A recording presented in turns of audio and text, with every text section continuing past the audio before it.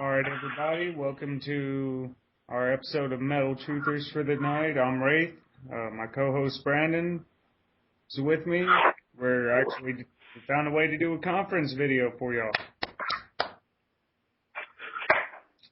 So, all right, let's kick it off. Brandon, what would you like to jump into, man?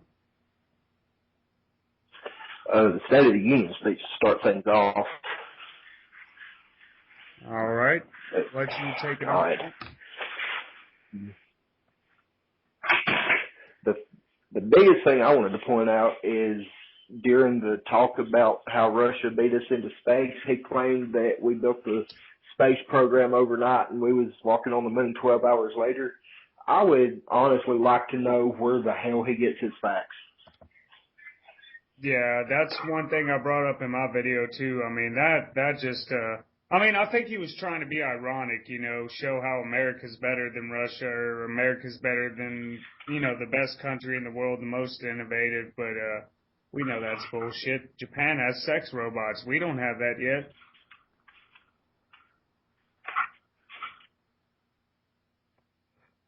So, I understand where you're coming from though. That was just ridiculous.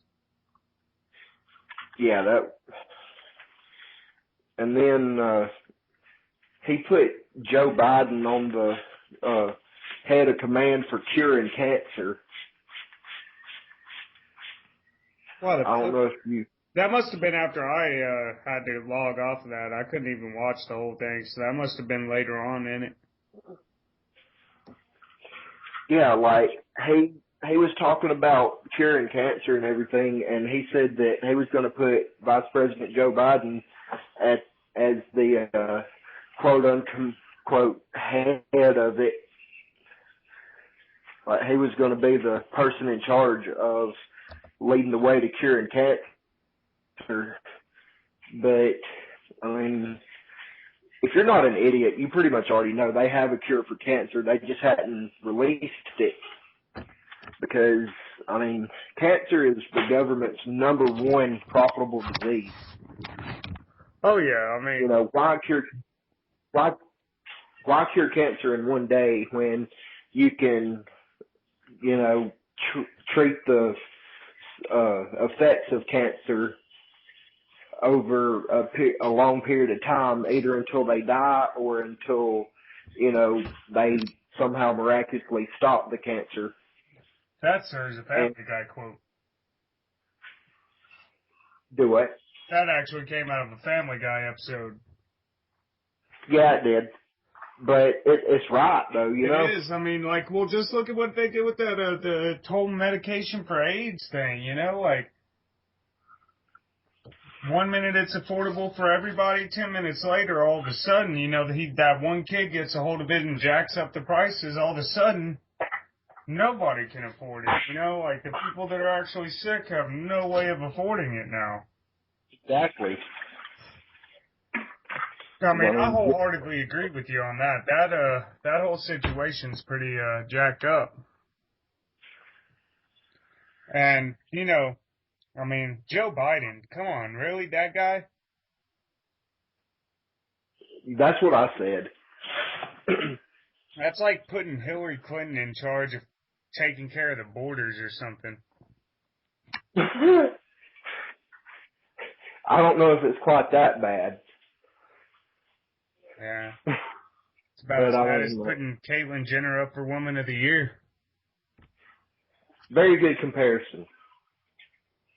I mean, no disrespect to that woman, but, yeah, I don't think she deserves Woman of the Year. I haven't seen her do anything.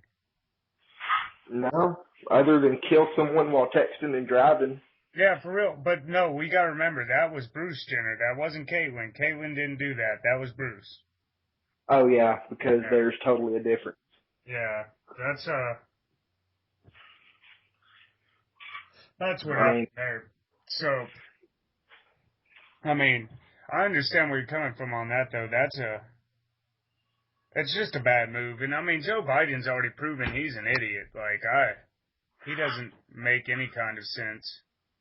Oh, yeah. And then, have you heard the controversy about the dress that Michelle Obama was wearing? No, I haven't either. Dude, I very rarely pay attention to mainstream controversy. I usually don't either, but I got to give props to the mainstream for reporting on this. But as It should be. no, that would have been hilarious, but no.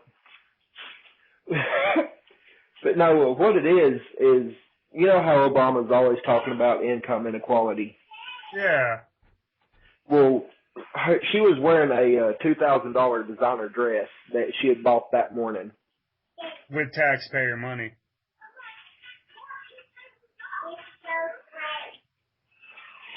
Yeah, pretty much. I mean, you know, they're always talking about income inequality and all this, and then she has the audacity to wear a $2,000 dress to the State of the Union speech. Yeah, that's ridiculous, man. Yeah, see, I wouldn't have even known anything they were wearing was worth over $1, to be honest, because I buy my clothes from Goodwill. Yeah, same with me. I go to thrift stores, and, you know, when I get my taxes, I might go to Walmart. Yeah, I go to Walmart occasionally. Like, if they have a really badass Star Wars shirt or something, I'm gonna buy it. I don't give a fuck if it's overpriced or not. Oh, yeah. I mean, unfortunately, I'm caught up in that too. We're all consumers. That's part of American life, like, you know. Yeah, you know, that's one of the biggest things that drives the American economy. Yeah, and, well, and the Chinese economy, you know, because if they weren't making our shit. True. But, yeah, the State of the Union, man, that, like I said, I only made it into, like, because in all reality, I probably made it through about 20 minutes of that shit, because I cut it off at 40 minutes, and like I said, the first fucking 20 minutes was just watching a bunch of old fucking white people, like, stand around and talk to each other, like, I'd never seen that. It was like watching a fucking Southern retirement home. It was nothing but fucking old white people, dude. I mean, it was like And watching then, an event with a bunch of crypt keepers. pretty much, I mean, hell, It's when like you got a watching bunch of Bilderberg dinosaurs. group or something, you know, like, Ugh. oh, it's just, and then Soros in the crowd, like, yeah, we want him in this, fuck him. Yeah, for real. That's why whenever he goes to a European state, they're all like, get the fuck out of our country. We don't want your blood money.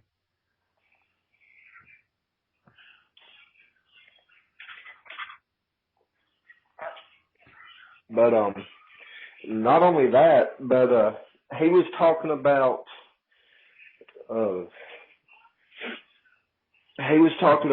ISIS wasn't as strong as they once was, and like ISIS is not a credible threat anymore. Well, they're sure as hell not as strong as they once were. Putin took care of that shit. Yeah, but Obama was trying to claim credit for it. Yeah, in all reality, number one, he can't claim credit, but number two, that they were never a credible threat to begin with. If we would just stop supporting them, they wouldn't fucking be anywhere. They wouldn't have the ability to make it across the borders. They wouldn't have the weapons they have to create the terrorist attacks. So in all reality, yeah, they're not a credible threat. They never were. It was all the government's mainstream propaganda bullshit. I mean, I haven't seen a bunch of fucking people in jihad garb running around my fucking neighborhood, so... I mean, it's bad in Europe, but that's because they let them in there. See, that's the point I'm trying to get to with this. After he said that ISIS was not a credible threat, he used that as his reasoning as to why we couldn't refuse to take the refugees. What? What a punk ass bitch we got for. Yeah, that was closer to the end. No. I agree with you. He's a punk ass little bitch, man. Him, Manshell, all of them, man. They're all a bunch of punk asses. And next thing we know, fucking super cunt's gonna get in office. I mean, she's already told us she's going. Like, she's blatantly come out and said she's the only candidate any Democrat can support. Yeah. You fucking dumb cunt. You're so far behind in the polls because everybody found out about all your bullshit. And then, you know, Sanders isn't any better, you know, like, he's a socialist piece of crap himself. Yeah, he's openly running as socialist, but And he's it's kind of calling fucked it. up, you know. We've got to do, like, right now we have, like, a choice between a black Hitler, a super cunt, and a fucking socialist. Yeah, that's And the then, like, Democrat. but I mean, we're not even including Trump in there because, see, Obama still wants, he said he's not leaving. He said that several times. You just have to pick out the words and pay attention to what the fuck he's telling you. But then even if Yeah, Trump did get in and he's not an actor and he does want to do some shit good for the country, guess what's going to happen to him? The same fucking thing that happened to Kennedy. Same thing that happened to Lincoln. Anybody that tried to change something in this country, if you were a good person, you got shot. Martin Luther King, I mean, I can keep the list of names going with people who've been taken out for being good people and actually giving a fuck about us. yeah, and people are saying that the assassination of Martin Luther King was because of a racial issue. No, it wasn't. That was the government. The government wanted the races to stay beside. Hell yeah, they did. They had him set up. It was, you know, they found their perfect white patsy, who it turns out later on we find out he was a government fucking agent. But, Exactly. in all reality, if you talk to many people that came out later on, and if you listen to some of the, like, reports and read some of the, like, books written by some of the people that were around there that were, like, in his upper circle, they all say it was a black guy that killed him. I've heard that. I have heard that. And see, I was born and raised in Memphis, so I grew up in the epicenter of where that shit went down, so, I mean, Right. I know exactly what they were aiming to do when they had him killed, and I saw the division it created. I mean, you go to Memphis right now, and if you're white, you're in trouble. Oh, yeah. I've been to Memphis a few times myself. I mean, I've got white friends that live there, and I mean, yeah, you can survive there and get along, but you go to the wrong neighborhood, and you're getting fucked off real quick. And it has nothing to do with Exactly. the fact that you're clicked up with somebody or anything like that. It all boils down to the fact that your skin color is different than the majority of the people in that neighborhood. I mean, that's why I say this whole racist issue in this country is so over and done with, and Obama keeps playing it, and on most of his speeches, I'm surprised it didn't pop up in the fucking State of the Union address because, you know, thanks to Black Lives Matters, there's a whole bunch of black people out there that are openly racist, and then they turn around and say, oh, well, the only people allowed that are racist in this entire world are white people, you know? Like, you call a white person a And dumbass honky cracker and say that they all deserve to be killed, well, guess what? That's fucking racist. yeah, but you've got these people that don't believe that black people can be racist. You know, white people are the only ones that can be racist. Exactly, and I know there's going to be people eventually that ask why we keep talking about this on our channel. Is it just because we're racist white people? It's like, no, because we're white people and we keep getting people coming at us and attacking us saying we are racist when we're trying to tell y'all to stop being racist. How many times have I gone after the Aryan Nation on this fucking channel already? That's another group that needs to be dealt with. Fuck yeah, they do. Them and the fucking KKK, which, hey, guess what, everybody? Newsflash. KKK was a Democrat-founded organization, but I guess y'all don't want to know about that history.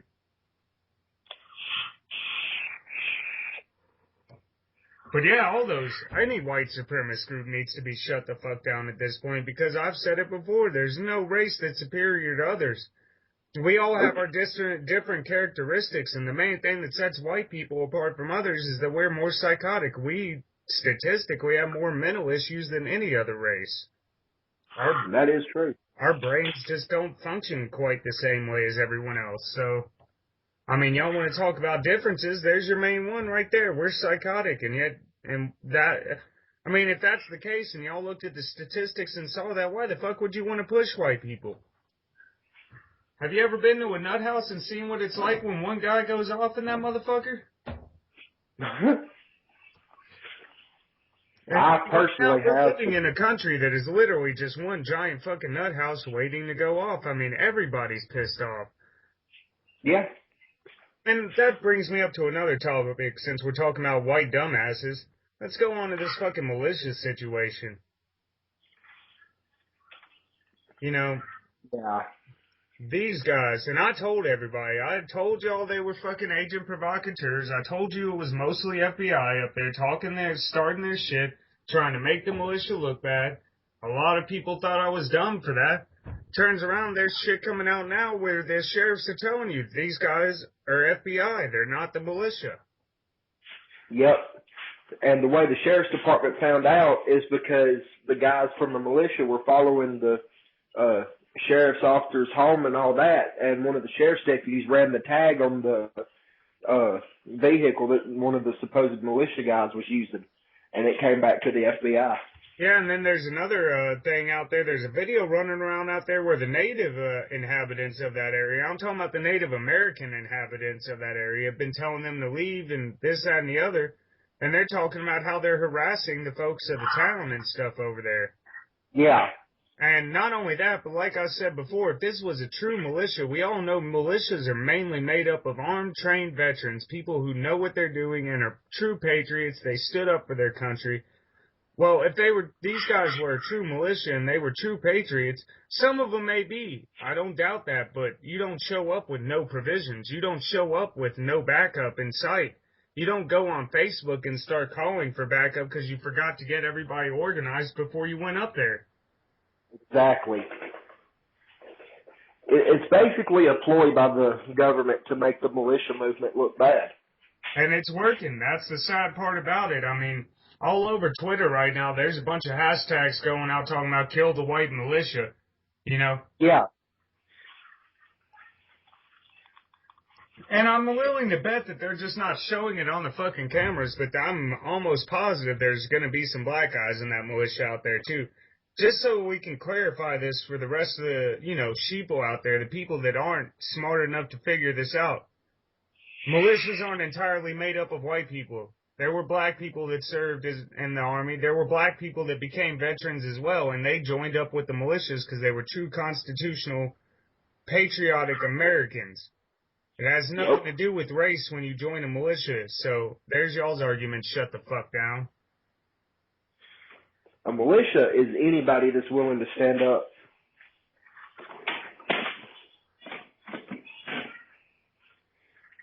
I mean, just like you've got all these morons out there calling for the destruction of the 22nd Amendment just so they can keep Obama in office.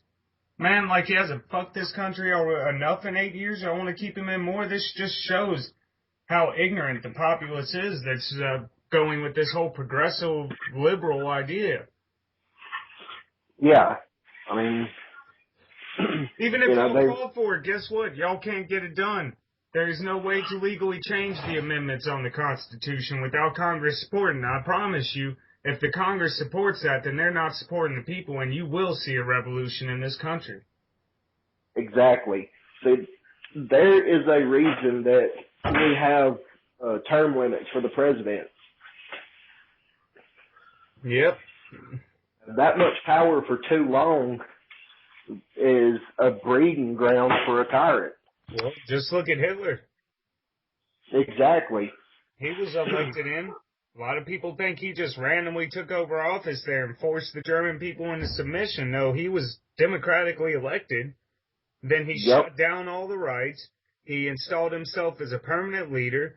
And then, after he disarmed the people, that's when he took over everything. He indoctrinated people through the school systems. He forced their kids into the army. This man did everything Obama's doing right now. Yeah, but you've got so many idiots that don't see it. Well, that's because they don't teach history in schools. That's what really happened. I mean, they don't teach the kids what to watch out for. Luckily enough, when I was growing up, I spent more time smoking weed and avoiding school, so I watched Discovery Channel and I read a fuckload of books. That's actually where most of my knowledge comes from, is, surprisingly enough, being a stoner and not supporting the system. And like a lot of people aren't going to want to hear that. They're going to be like, oh, that doesn't make any sense. How can you be a stoner and that it benefited you? Well, I just told you how. I stayed away from the indoctrination program. I got out of there. And I did my own thing. I learned for myself. I learned to think for myself. So, all you people out there that are talking about all potheads can't accomplish anything, look at us now. You know, I get to run my own jobs. I get to make whatever I want to make on my jobs. You know what I mean? Like, I have the ability to study things now, and I have enough knowledge to come to this channel and bring these people real life information. And all of that came from being what they call a worthless stoner. And I really think that's why the government's trying to keep marijuana away from the people, because it does. It doesn't kill all your brain cells like they tried to tell you it does. What it really does is makes you think rationally, and it makes you think outside the box, and that's the last thing they want. If that makes sense. Yeah. A free thinker is one of the biggest threats to a tyrannical government that there is. Exactly, and you know, no, like, I'm not trying to tell everybody out there, everybody in the world should smoke pot. No, some of these people are fucking morons when they smoke pot, and they should never in their lives be allowed to touch marijuana. Never. I don't give a fuck what the situation is. If they have full-blown cancer, they need to find a new remedy, because they don't need pot. But it does help many, many other people, so, you know, all this leftist bullshit about pot's evil needs to shut up too, because y'all don't know what y'all are talking about. And anytime somebody tries to come up with a statistic to show you you're wrong, you want to ignore it because, goddamn, don't let the facts get in the way of your story, you know? Oh yeah, of course. Hey, why don't we throw these guys our little theory that we had going on last night, man? Let's talk about the moon for a second. Oh, that theory I came up with about the existence of life? No, I'm talking about how 1 minute we went out there and there's the moon, we turn around a minute later and the fucking Death Star's gone. Oh, yeah. Like, how the fuck did that happen? I mean, it was literally not even that long. It was like, maybe 30 minutes to an hour, and it just completely vanished out of the sky. I couldn't, no matter where I went, it was nowhere to be seen. And I'm like, I just saw the giant fucking Death Star a few seconds ago. No. And I went out earlier to take the trash out, and it's still not there. The Death Star has moved on. And okay, people, just so y'all know, the reason I'm calling it the Death Star is because there's a lot of theories out there, and I can't honestly tell you whether or not they're right or not, because I'm not rich enough to make it to outer space. But from what there's a lot of reports from astronauts and different things they've done where they say, like, something happened, an impact happened on the moon and it rang because it's hollow.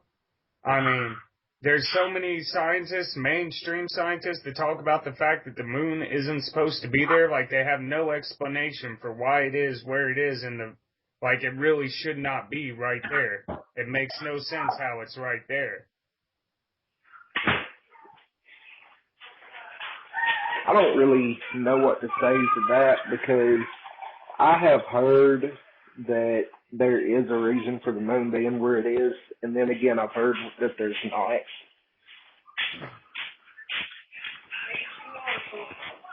I mean, all I can say is that I can tell you myself, I've looked up at it many times and gone, you know what, that doesn't look like anything I've seen. You know, it does look pretty artificial if you ask me.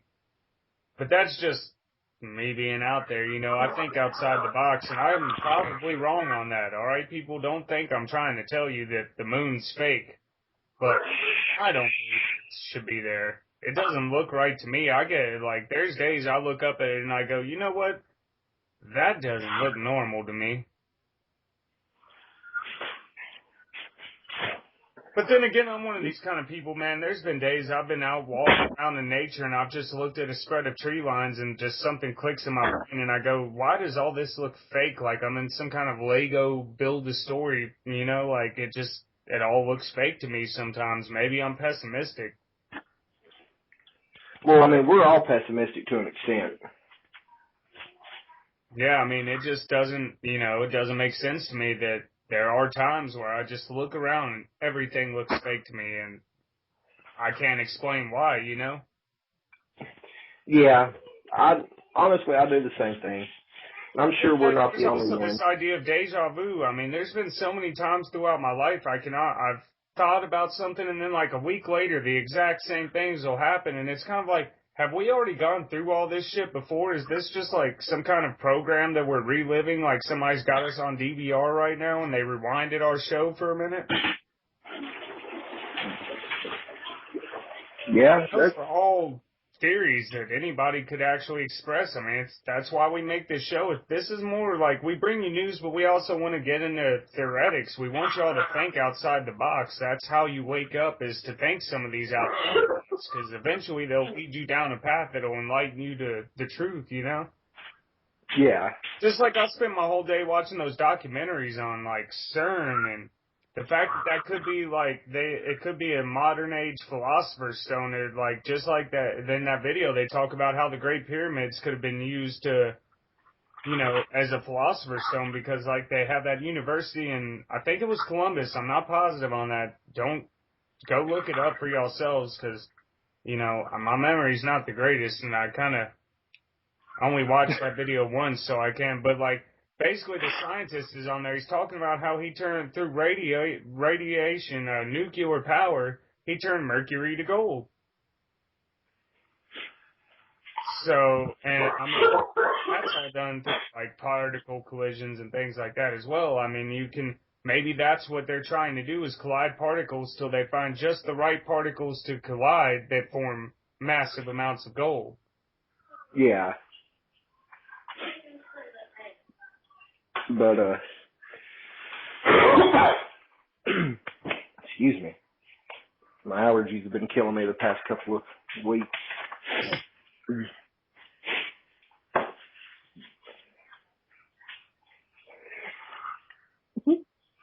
I see fingers. Yeah, that would be my wife playing with my phone. Yeah. For anybody out there that doesn't know, we don't have a video recorder, but the audio is coming from a Skype call. So. Yeah, we're doing this live right now on Skype, you know.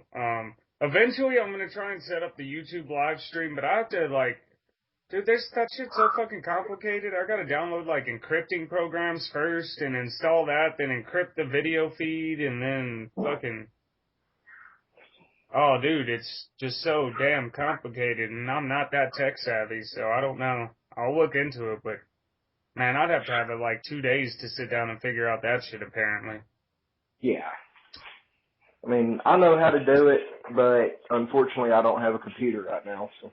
Yeah, but I mean, like y'all see and y'all hear us discussing it right now. I know this is kind of cutting into our episode, but y'all also get to hear, you know, this is what we do. We talk about ways to make the show better. We're trying out different programs. We're doing our best here to bring y'all a better, you know, a better show, a better conversation between us, because really that's how we started this off. We wanted to have political conversations and just record them and see how many people out there think like we do, to see how many people think that just the same things we think are heinous.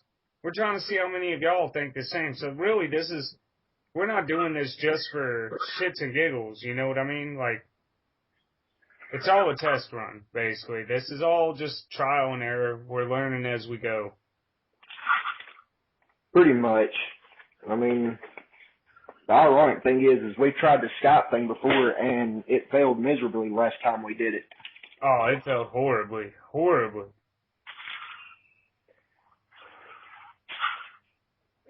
Stormtrooper! They're going to hear a lot of random shit in this video. Yeah, we are. Especially if my wife keeps playing on the camera. Oh, yeah, dude, because I'm like a squirrel. You throw something up in my face, and I'm all over the place. I'm like, oh, shit, Stormtrooper!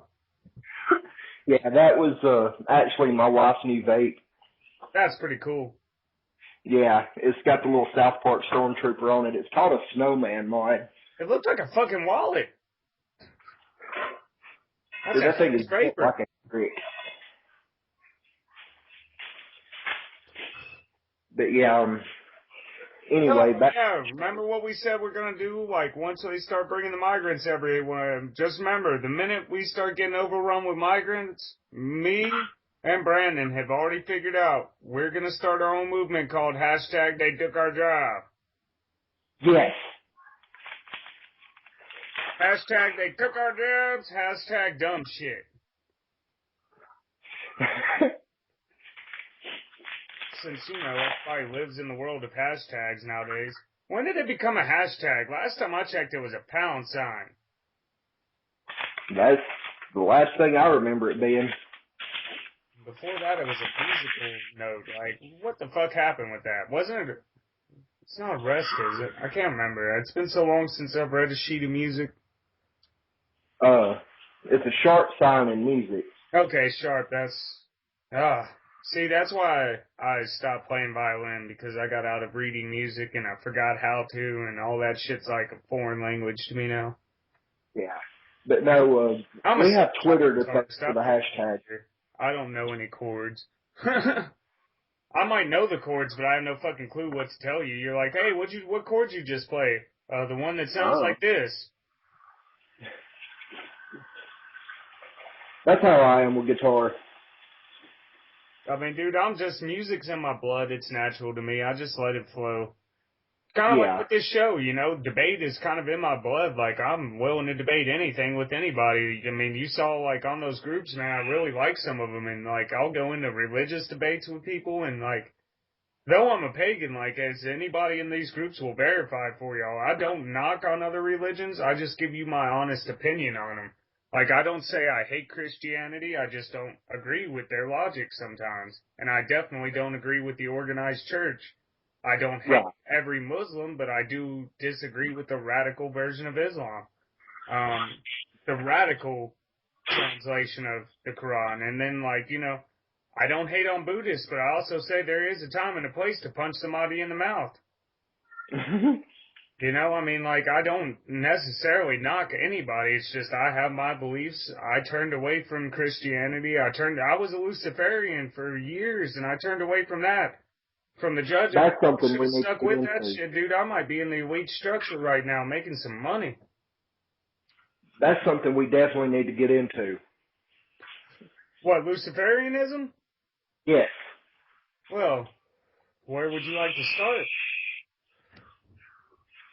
How that is playing a role in the politics.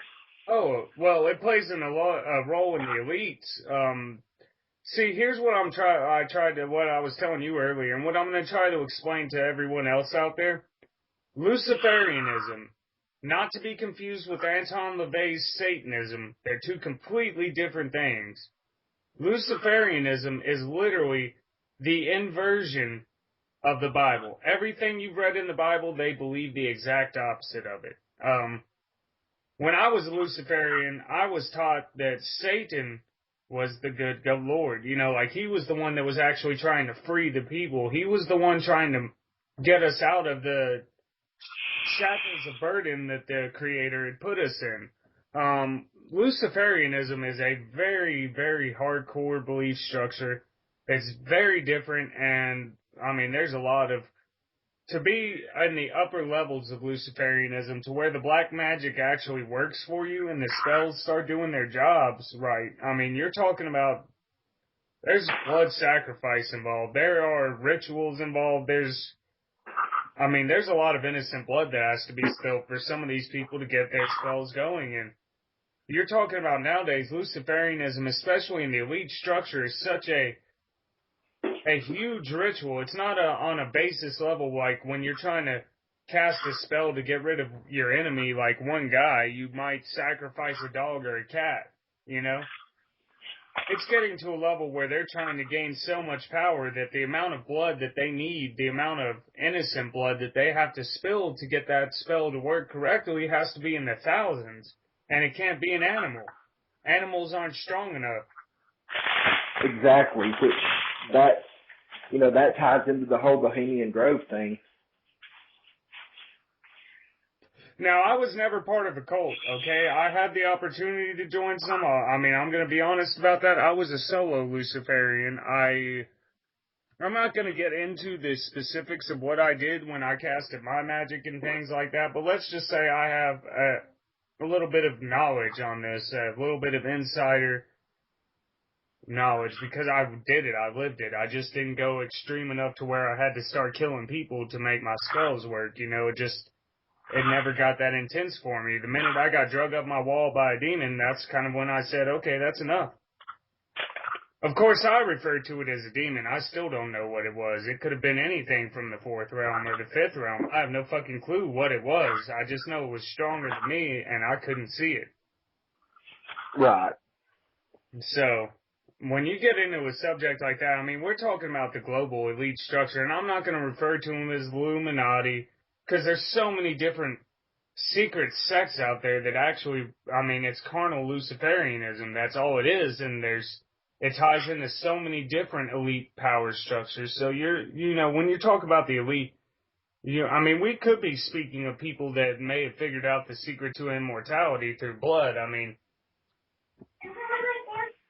that's one out there theory that people never want to consider, but I've seen the powers of black magic before, and I don't think it's outside the realms to find immortality. Right. Well, I mean, look at people like George Soros. There's pictures, from the 16 and 1700s of people that look exactly like him. You went and checked those out after I told you about them? There's that. Yeah, I did. And I told you that was no bullshit. I told incredible. you. Then there's so many people that you can find, even in mainstream Hollywood, that they have, I mean, it's uncanny doppelgangers. Exactly. I mean, there's just no way it could not be them. Yeah, exactly. And I mean, of course, we're talking on speculative theory here, man. We're letting y'all know right now, we have no evidence to back up the claim that we know that there's a bunch of satanic elites out there that are immortals. We're just stating a theory based off of some things we've seen. This is what goes through our heads when we see this kind of shit, This is a question that we ask because what's wrong with asking questions?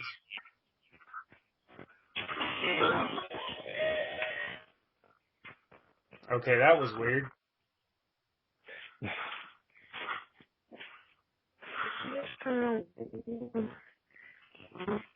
Didn't mean to. No, sorry about that. That weird music you just heard was the radio. Okay.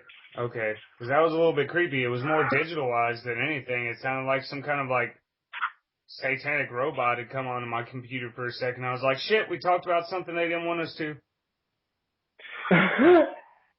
Wouldn't be the first time. Hell no. I'm surprised they haven't cut off our call already. Yeah, I am too. I mean, just so y'all know, we're not bullshitting y'all. Since we started this show, we've had so many of our calls just cut short out of nowhere without anybody touching anything, with the internet connections being fine. Just out of the blue, it just drops. There's no explanation for it. Other than the fact that, I do kind of live out in the country here, so. Well, yeah. I mean, my Wi-Fi router's right there. I got badass Wi-Fi, so it's not that. And then half the time we were recording this stuff originally just off of phones, through a straight phone call with the recorder app. So, I mean, we can't blame that shit on the Wi-Fi. Yeah. Definitely can't blame that on the Wi-Fi because there was no internet used in the making of those. Exactly. So, we're not saying for sure that, we've had gremlins in our system, but I'm almost positive we have. I mean,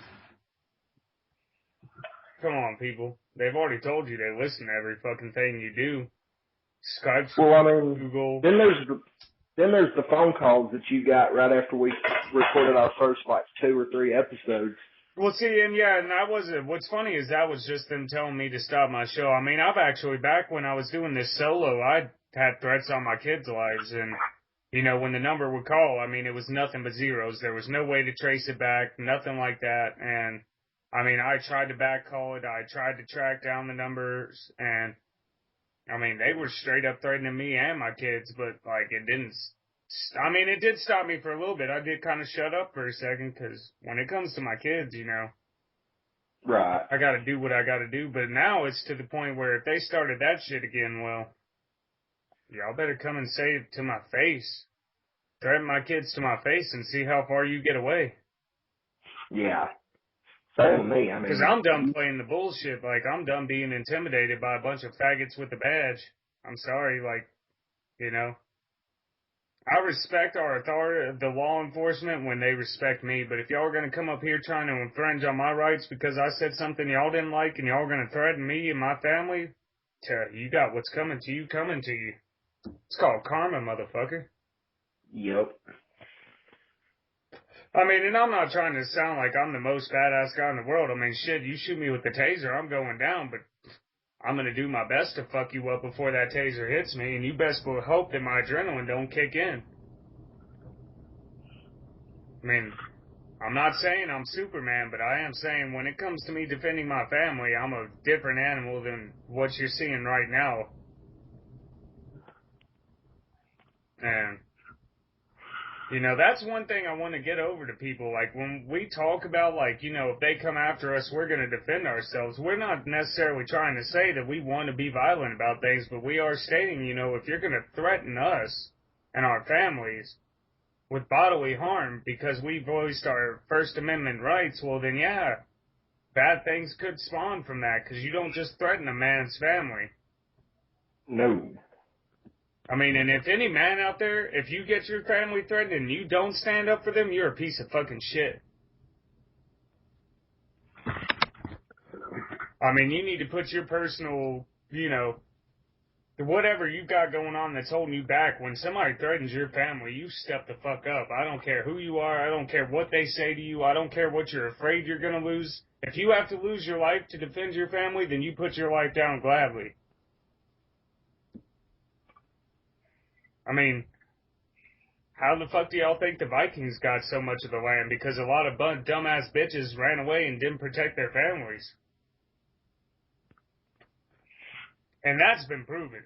There's actual evidence where many of the English soldiers at one point in several raids actually just turned and ran and left their women and children there because they didn't want to face the ferocity of the Viking warriors. They just straight up took off and left their families for dead. That's the kind of shit we're dealing with nowadays. A bunch of cowards. People that don't know how to defend themselves and aren't willing to. They're afraid to get a black eye, so they take off and run and hide.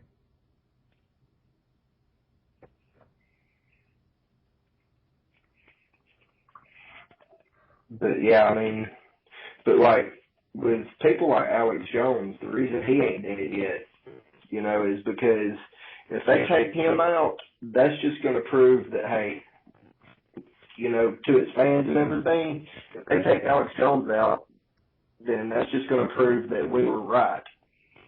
Oh, yeah, dude. And, like, that's one of the main reasons I like Alex Jones, because, like, he is out there.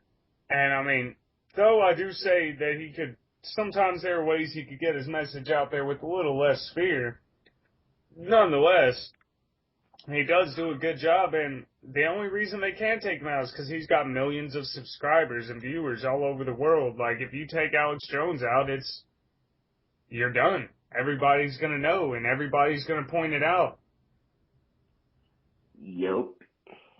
But then again, I mean, it's as simple as taking him out the right way, you know what I mean? Like, they got rid of that one guy who made that movie, and they got rid of him and his family, and, you know, there's a way to tie it back to them. They made sure that shit, that's probably the first time in history the government's covered up its fucking tracks. Yeah. It's just, you know, they covered up their tracks really good, but it was the timing of it that gave them away. Yeah. Well, that and, like, you know, of course, all of us in the Truthers movement, we automatically were going to know that they took him out. We straight up said it because we know a lot of us were saying the minute we found out he was making that kind of movie, we're like, no, that's going to end up being the end of this guy. That's why I'm not, you know, trying to... We are going to expose the elites the best we can, but there's certain levels I'm not willing to cross because shit happens. True. You know, I mean, I'm not saying that I'm not willing to go to certain levels, but if we have no backup and there's not enough people watching us and there's nobody out there to get the truth out about what happened to us, when we start getting those messages, yeah, we need to wait till we got some backup before we make our, you know, final blow, that, killing strike, because otherwise we're going to be the ones that get the blow. And I say that based off of, looking at our government's history of how they deal with people they don't like. Usually they don't sit down and have a talk with you about it. Right. They're going to come at you in the heaviest, most hardest hitting way they can think of. Exactly. I mean, what it really is just like what they did to William Wallace back in the day. They want to make an example out of you, so they do it as hard as they can. Exactly. Like the dude that made those movies that was just talking about, they blew his car up. Mm-hmm. Killed him, his wife, and his kids. Exactly. But you know how it is. All the government wouldn't hurt our kids. Oh, no. Not our loving government. They love us. Yeah. They want what's best for us. Vaccines are great for you. Exactly. Just a little bit of mercury ain't going to hurt nobody. Those funky clouds there in the sky that weren't there till after the 90s, yeah, don't worry about those things. Oh, yeah, no. They're okay. Yeah, don't worry about the methane leak in L.A. either. That's... Yeah, it's good for you. Yeah, I mean, but they don't come out and tell you it's good for you. I will give the mainstream their props on that. At least they're not telling the people methane's good for them, but they aren't really doing anything about it. No, they're not. And then they came out and said methane was good for you in massive amounts. I would probably have to go and, we would probably have to launch a strike on CNN for that one. I would have to find a way to get in touch with Anonymous and be like, y'all need to shut those sons of bitches down. Yeah. Which, why haven't they already? I mean, I know not knocking Anonymous. They do what they do, but, why have none of these groups, in the middle of a Fox broadcast of bullshit, just shut it the fuck down because, why the people don't need to hear that bullshit.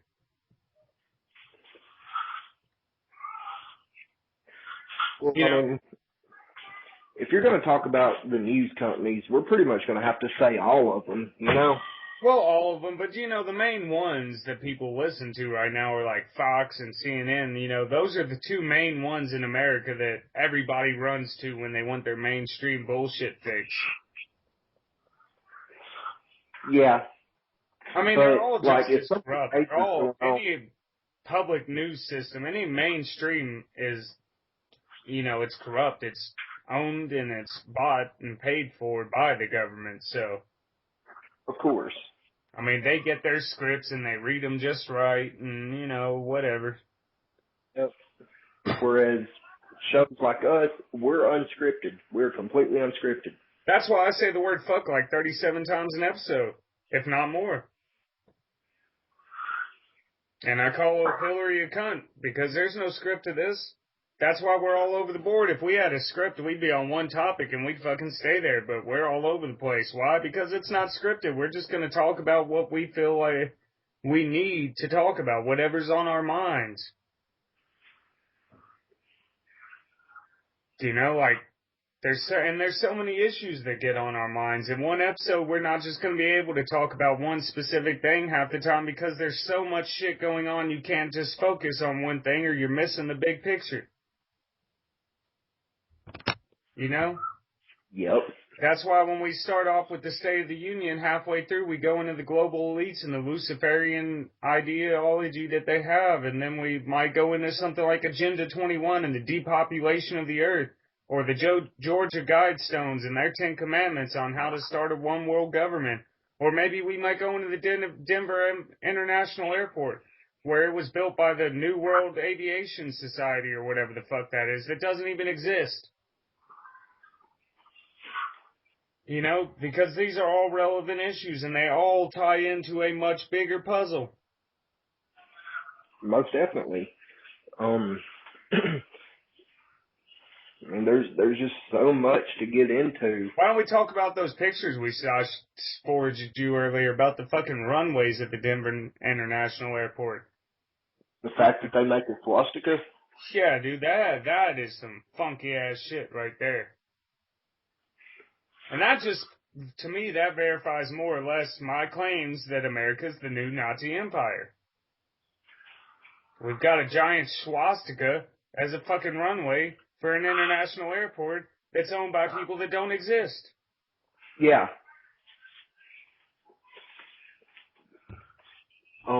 Maybe some motherfuckers came back from the future or something, you know? The New World Aviation Authority. What the fuck is that? Well, I mean, the fact that New World is in that name should throw up a red flag to you. Oh, it throws up one to me, but it probably doesn't throw up one to any of the people that walk through there every day.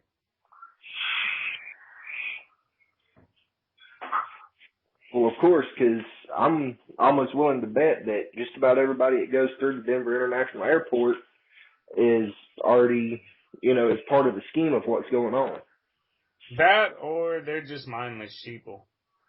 None of that, too. I mean, I'm sorry, if I was walking through there, I'd be stuck looking around at the fucking paintings and going, what the fuck is all this shit? Like the painting of the kids around the dead animal. Yeah, for real. If I was to paint some shit like that, they'd fucking arrest me and be like, this guy's crazy. Yeah. But here it is, hanging on the wall. For real. Oh, and dude, let's talk about something real dumb. Let's get on to something so these mainstream idiots can have their fix. Did you hear the Westboro Baptist Church is going to protest David Bowie's funeral? For what? I guess because he's a Satanist in their eyes. I don't fucking know.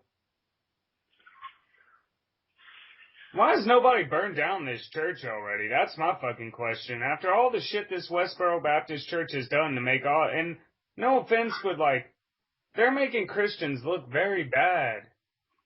They really are. I mean, the main reason they make y'all look bad is because I've gone to their websites and I've seen some of their comments, and half the time, you don't see other churches jumping down their fucking throats about this shit. You see a bunch of Satanists and pagans and atheists going on there and going, what the fuck is wrong with you guys?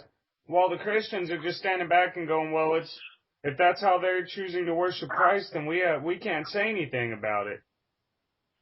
I mean, I understand they have the freedom of religion, but they're about to have the freedom to get their asses kicked. I mean, where's Vard when you need him?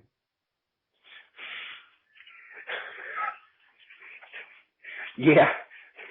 I'm sure he don't mind going back to prison. For real. Especially over some fucking pieces of shit like that. I mean, dude, they protested soldiers' funerals. Okay, if you're in America, here's a good tip for you.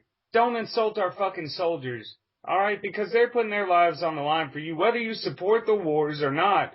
9 times out of 10, they don't support the fucking wars. They're just trying to do what they have to do. Because they serve. They're putting their lives on the line. You don't fucking disrespect them. Just like this whole thing, the stolen valor is protected by the First Amendment. Fuck you. But if you impersonate a police officer, that's a felony, and it comes with a hefty fine and many years of jail time. But if you impersonate a soldier, then it's protected by the First Amendment. Yeah, you're fine. That's fucking dumb. I mean, that just shows you how corrupt this country is. I mean, just last year I saw this thing where a fucking kid got arrested because he went out on Halloween dressed as a cop. A kid. He's not impersonating an officer. He's not walking up to people talking about, let me see your license and registration, and then trying to rape somebody. He's a fucking little kid. He's trying to get some candy. You have the right to get that little kid some fucking candy. Exactly. But no, they gave him the right to go to jail. And I can't remember how old he was too. He was 6 or 7 years old. He was young as fuck. Well, if my daughter, she's 5 years old right now. If my daughter ever wanted to go out for Halloween dressed as a police officer and a police officer tried to arrest her, in the state of Alabama, you have a legal right, as guaranteed by the Alabama state constitution, to up to and including ending the life of a police officer trying to make a false arrest. That's pretty much everywhere in the South, to be honest with you. The South really doesn't like corrupt cops. We don't play that No, shit down here. no, not really. That's why all these cops you see, for the most part, most of the stories are a little bit further up north. Yeah. No offense to the North. We're not talking shit about y'all. Okay, don't get us No. wrong. We're not those Southerners that are like, fuck them goddamn Yankees. I'm just saying, up north y'all have some pretty fucked up gun laws, and y'all have some really fucked up cops with an over abuse of power. Yeah, I mean, look at Chicago. If I'm not mistaken, like, I've talked to people that's from Chicago, and they say it's completely illegal to own a firearm within the city limits. And I Dude, mean, they're disarming their police forces and everything. oh dude, it is, and Chicago's got one of the worst crime rates out of our entire fucking country. Yeah, I mean, they had their first homicide of the year 2 hours into the new year. That's retarded. You know, I mean, disarming the citizens is just a breeding ground for the criminals to take over. Disarming the citizens is the breeding ground for tyranny. Yeah. And see, what's sad is most of these people probably don't even know what the definition of tyranny is anymore. Most of the civilians don't. The government knows damn well what they're doing. Mm-hmm. And see, the problem is, you know, most people don't pay attention to the real life issues that are going around because it bothers their little bubble a little bit too much. You know, to admit that there's some fucked up shit going on in the world, that fucks with their bubble a little bit too much, and they can't have that shit. Oh, of course not. I say fuck their bubble.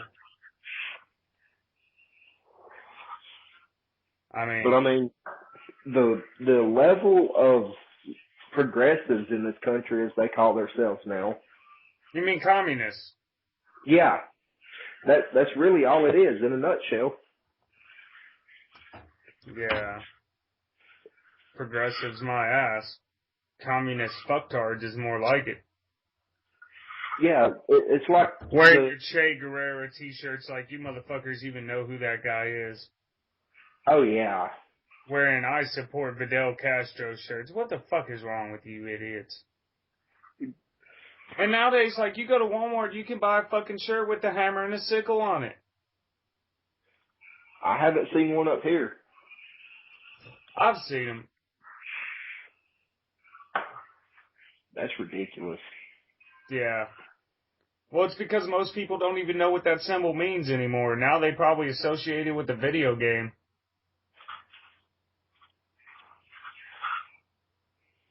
Actually, they do associate it with video games, because if you remember I believe it was in the Red Alert series, your main enemy was communist, and they had the hammer and sickle thing going down on their, you know.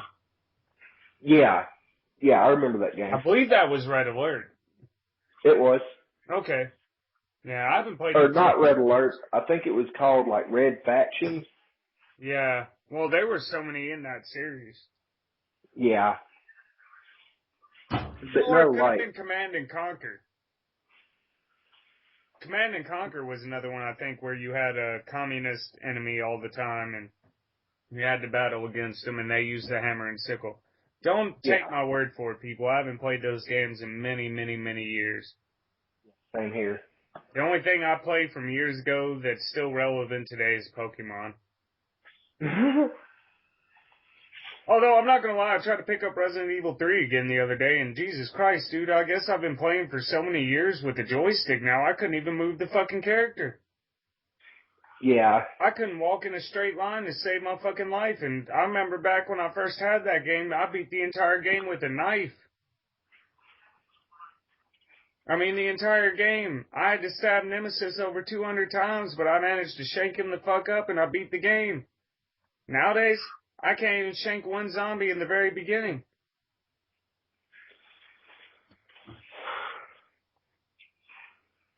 No, like you were saying, you know, the people wearing the Che Guevara shirts and the Fidel Castro shirts, I don't think they really know what they're supporting.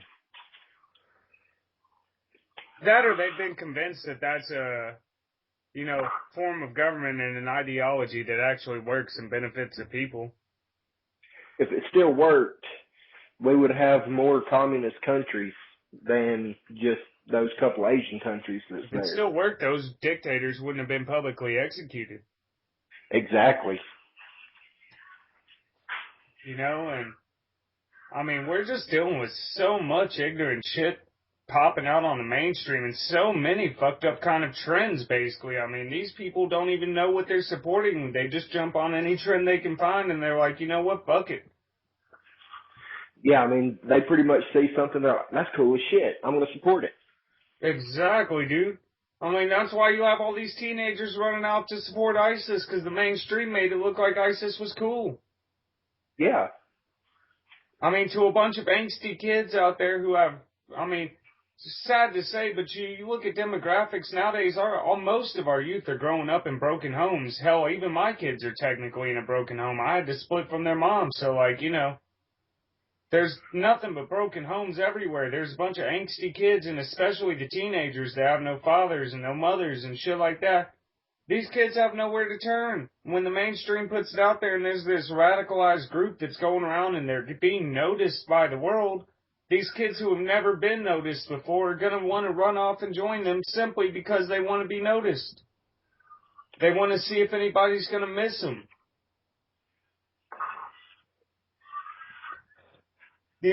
That's the sad part about it. Most of these kids that are running off and joining these fucks, they're just doing it so that somebody will pay attention to them for the first time in their fucking lives. No, I'm not saying that's all of them. A lot of them are radicalized Muslims, but I'm talking about the people that are coming from the Western cultures and filling their ranks right now. Yeah. I mean, these are just a bunch of nobodies that nobody gave a fuck about, and that's why they did it, so that somebody somewhere would give a fuck about them. Do y'all not see where the problem is? And in all reality, all they're doing is furthering the elite agenda.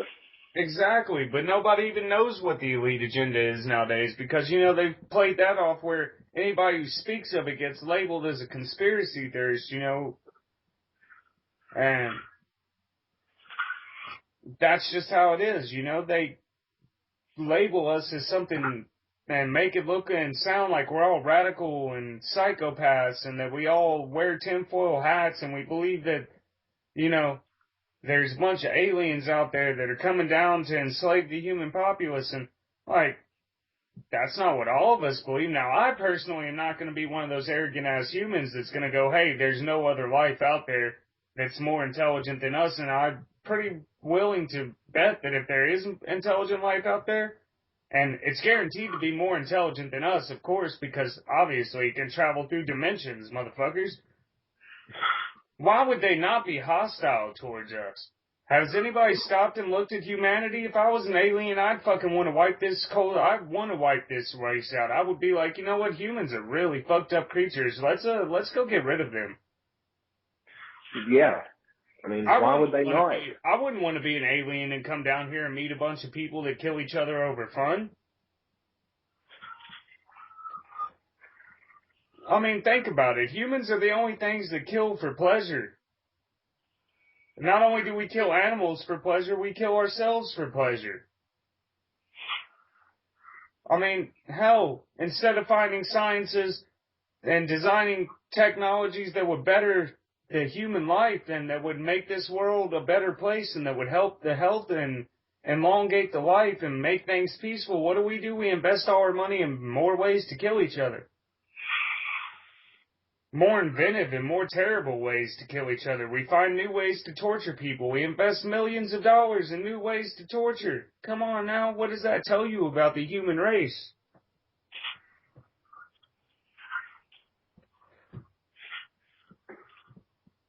See, that's what it is. I'm not anti-black, I'm not anti-white, I'm not anti-anything. I'm anti-human.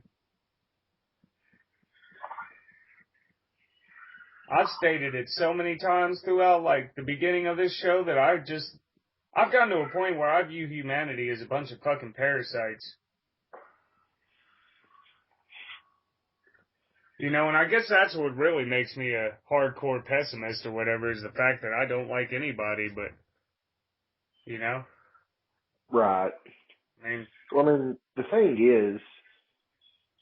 is that, I mean, humans were at once, you know, got along with each other. so the stories say. I haven't seen it. Oh no, and odds are we'll never see it, you know, within any of the future generations. Oh, dude, the future generations, that's why I made this point to point out, like, in that video the other day, and I think that was probably one of the best points I've ever put out here for people is, like, instead of focusing on the past and all this shit that happened back then that nobody can change, and instead of focusing on a bunch of trivial shit now that makes no difference to our lives, why don't we focus on the future? Because that's where our kids have to grow up. And shouldn't it be our goal to make our kids' lives better than ours were? You know? It should, yeah. I mean, that's where we've kind of slipped off. You know, back in the day, every generation strived to make life better for the next generation, whereas somewhere along the line, probably around the baby boomer generation, everybody just gave the fuck up on that idea. Yeah. And it was all, let's better our lives right now and fuck the next generation. Let's just stick them with our debt. Pretty much. You know, it's, what generation are we part of? X, Y? Are we the millennial? I don't even know what fucking generation I'm part of. Our generation as kids, we were the X generation. You know, today's generation is considered the Y generation. I was part of Generation Triple X. We must have missed X. But, I mean, like, and you can see the flaws starting, and if you want to know the state of the world and what we're headed towards, just look at the mentality of our generation, not the next generation. Fuck them right now, you know, because we're trying to fix things for them. But our generation, we're going to be the ones that take over before these guys. And just look at the mentality of most of our generation. Our generation is completely fucked off in the head. I mean, you've got a couple of people. Our generation is, like, overly obsessed with gore, violence, death, and destruction. I mean, like, it was programmed in us in TV, cartoons, video games, fucking just everyday life. I mean, our generation is probably going to be one of the most violent that's ever come out. Of course. But, I mean, that was, you know, the video games, the cartoons, and all that, that was a vehicle for desensitization of the violence to our generation. You know, that way if we're walking down the street and let's see some gangbanger pull out a gun and blow somebody's brains out over that crack deal, you know, instead of being, oh my God, that dude just, you know, splattered that other dude, we're going to be like, dude, that was pretty cool. Oh, dude, well, I won't necessarily say it was cool, but we're completely unempathetic to the situation. We don't have any emotional context for it. It's not going to bother us eternally. Right. It's going to be like, well, another one bites the dust. Time to go to work. Exactly. We'll probably even walk by and start singing, another one bites the dust. Start fucking with them. Pretty much. You should have ducked.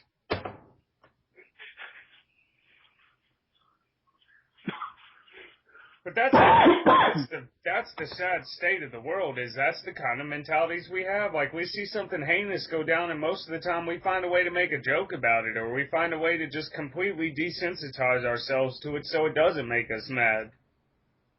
Oh, yeah. And while we're on the whole violence issue, going back to gun control, you know, I can't remember if it was last year or a couple of years ago, but whatever. If you look over in China, there was a school massacre in China that the dude broke into the school with a knife, and he stabbed like 40-something kids. Yeah, there's more knife crimes. Did you know that it's been proven that more deaths happen in people's showers than by guns in this country? Yeah. We need to ban showers and refrigerators. Those things are fucking dangerous, man. Yeah, for real. I'm not even joking. Those things kill a lot of fucking people every year. Yeah. But the funny thing is you don't ever hear nobody complaining about that. You don't ever hear anybody complaining about the drunk drivers that get out here and slaughter innocent people. No, there are people that complain about that. They're called mad. Well, yeah, mothers get drunk driving, but you know, I mean Well, that's actually, a I small have noticed group. over the past few years, they have actually ramped up a little bit on the whole drunk driving thing, and especially like texting and driving. That's becoming a real big, even on the mainstream. Like they're trying to cut down on that shit. Which, you know, our politicians may be corrupt as shit, but I do give them their props on that. At least they're shutting that dumb shit down while they can. Yeah.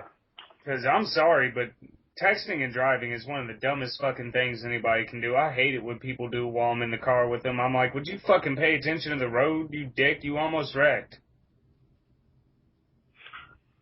Right. Like, I mean, I've went as far as slapping the phone out of people. And I die in a car wreck because they were texting and driving and they survived that shit, they'll wish they had died because I will come back and haunt the fuck out of them for the rest of their eternity. Oh, yeah. I will fuck them up. Every time they even look at a phone, my ghost is going to pop out and be like, fuck you. You know?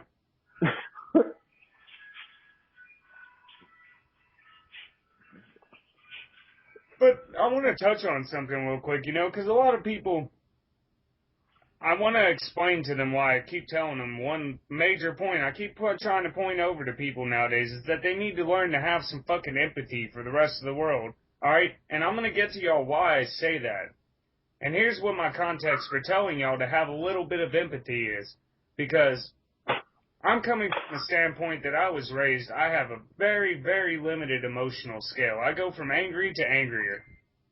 And I don't have empathy. Like, I'm trying to teach y'all from my mistakes as a kid. I didn't get to learn emotion, so now I have a hard time understanding when someone cries because their loved one just died. I don't register that. I don't understand why they're crying. You see what I'm saying? Like me, I'm so far disconnected from what most people would consider normal and how you would normally react to a situation with emotion that I feel like I need to explain to y'all that y'all don't need to go down this same road because if y'all get to my level, I'm telling you, things don't register the same. Hurting somebody isn't so much a problem to me because I don't have empathy for that person. Whereas if you have empathy for people, you can go on and be an even better person than I am. You know what I mean?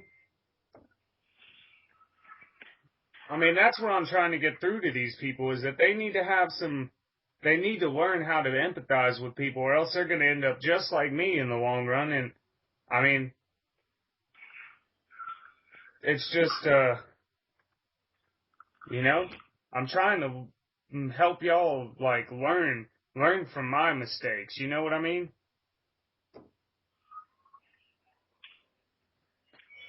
Because I can't tell you how many good friends I've lost over the years that were really, really good people, but I lost them because I couldn't empathize with them when they went through a tragedy. You know what I mean? Yeah. So now I'm trying to teach myself how to empathize with people. That's why I got so angry when I saw that story of what happened in Germany. You know, that's why I get so angry when I hear about these kids being beheaded because back in the day, I wouldn't have even given a second thought to that, but I'm trying to force myself to register that that's a bad thing. You see what I'm saying? Like, I'm still in the process of not only waking up, but like literally breaking out of a programming that was beat into me. So now I have to I have to get away from that. You know, I've explained to you who my family is. Like, you know my last name, you know what my family's involved in, so you know exactly the kind of shit that I had to deal with as a kid. The programming I went through it wasn't very good programming, you know? Right. And it's not easy to delete programming. That's one reason we're trying to wake y'all up right now, because y'all don't have too much more time to wake up out of your programming. And me, I've been away from my family since I was 10 years old. I haven't been in that part of that hell since I was 10. And so that means I only had 10 years of torture to go through, and yet that 10 years, I'm 27 now. I've had 17 years to try and fix it, and I still haven't been able to fix it. So that's what I'm getting at. Y'all don't have 17 years to break free of this programming. Y'all don't have 17 years to learn how to love again. You know? No, definitely not. And I mean, the elites are, they're going harder and harder every single day. Exactly. And they're moving faster and faster. And every day that goes by, they're starting to care less. They're starting to care less how obvious they make it. Exactly. And see, like, someone like me, I'm trying to wake y'all up, but one good thing about me not having empathy is I can go out on the front lines, and whatever I have to do, even if it came down to where I had to draw fire against my own brother, I'd be willing to do it because I don't have empathy. I don't have family bonds. I can easily take out somebody that stands against me, whether they're blood or not. But y'all shouldn't have to deal with that. You know what I mean? I want to be one of the guys that I go out there so that people like me won't exist in the new world. Once we fought and we've protected y'all and allowed y'all to move on, y'all have the ability to build a better world without people like me that can't empathize with you. You know what I mean? Right. I mean, it's not being a martyr. It's more or less, understanding that if someone like me stays in there, I guarantee you if I were to get world power, I'd probably be corrupt as shit. And it wouldn't take very long. Because, I mean, my brain is wired differently. I've been corrupted over the years, so it's not that hard for me to see myself abusing power, but at least I'm honest enough to admit that if I had that kind of power, I'd probably abuse it because of the programs I've been through. Right. So what we want to do is address the next generation, or maybe people from our generation that could change that whole aspect. And if y'all should ever get power, y'all have the ability and the knowledge, and y'all already know how to feel the right ways to where y'all can make the world truly a better place for everybody. And not just the people in your country, but everybody, because that's a big part of the world. We only seem to give a fuck about other countries when they have some kind of natural resource that we want from them. But we never seem to give a fuck about countries like Africa, where you see a bunch of starving kids dying every fucking 5 seconds from disease and shit. We're not really helping them. But we'll go help a douchebag country that is openly threatening us simply because they have some fucking oil we want. Yeah. Whereas we have oil here. They just won't drill for it. Oh, yeah, because we don't want to ruin our pristine landscape. Unless we're building a shopping mall. We won't ruin our landscape to get our natural resources so we can be independent, but we'll sure as fuck destroy it so we can build a new mega mall so a bunch of fat fucks can go in there and buy a bunch of useless shit they don't need.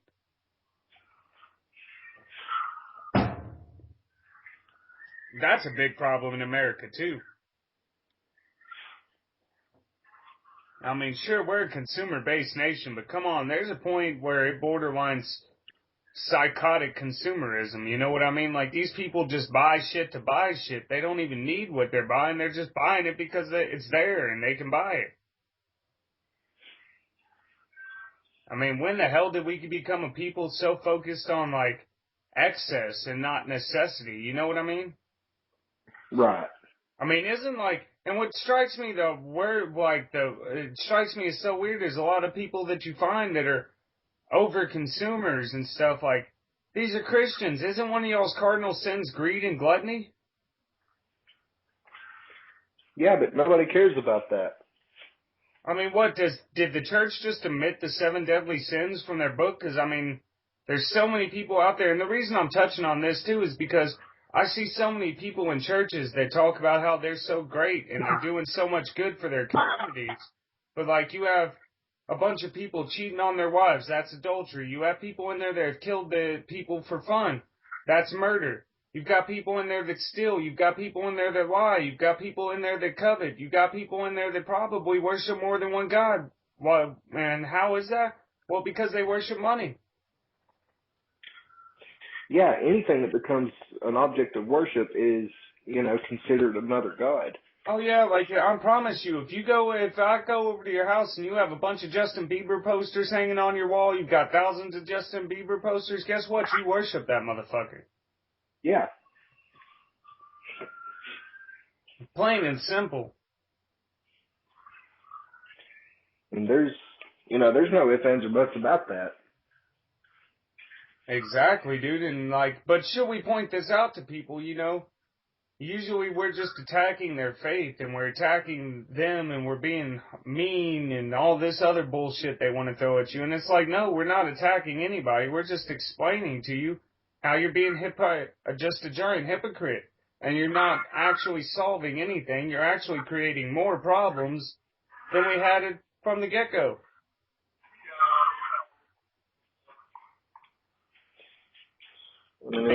It might sound, maybe this doesn't, and you could say this might not be completely correct, but in my opinion, if you're not trying to create a solution of some sort, then you're just creating more problems.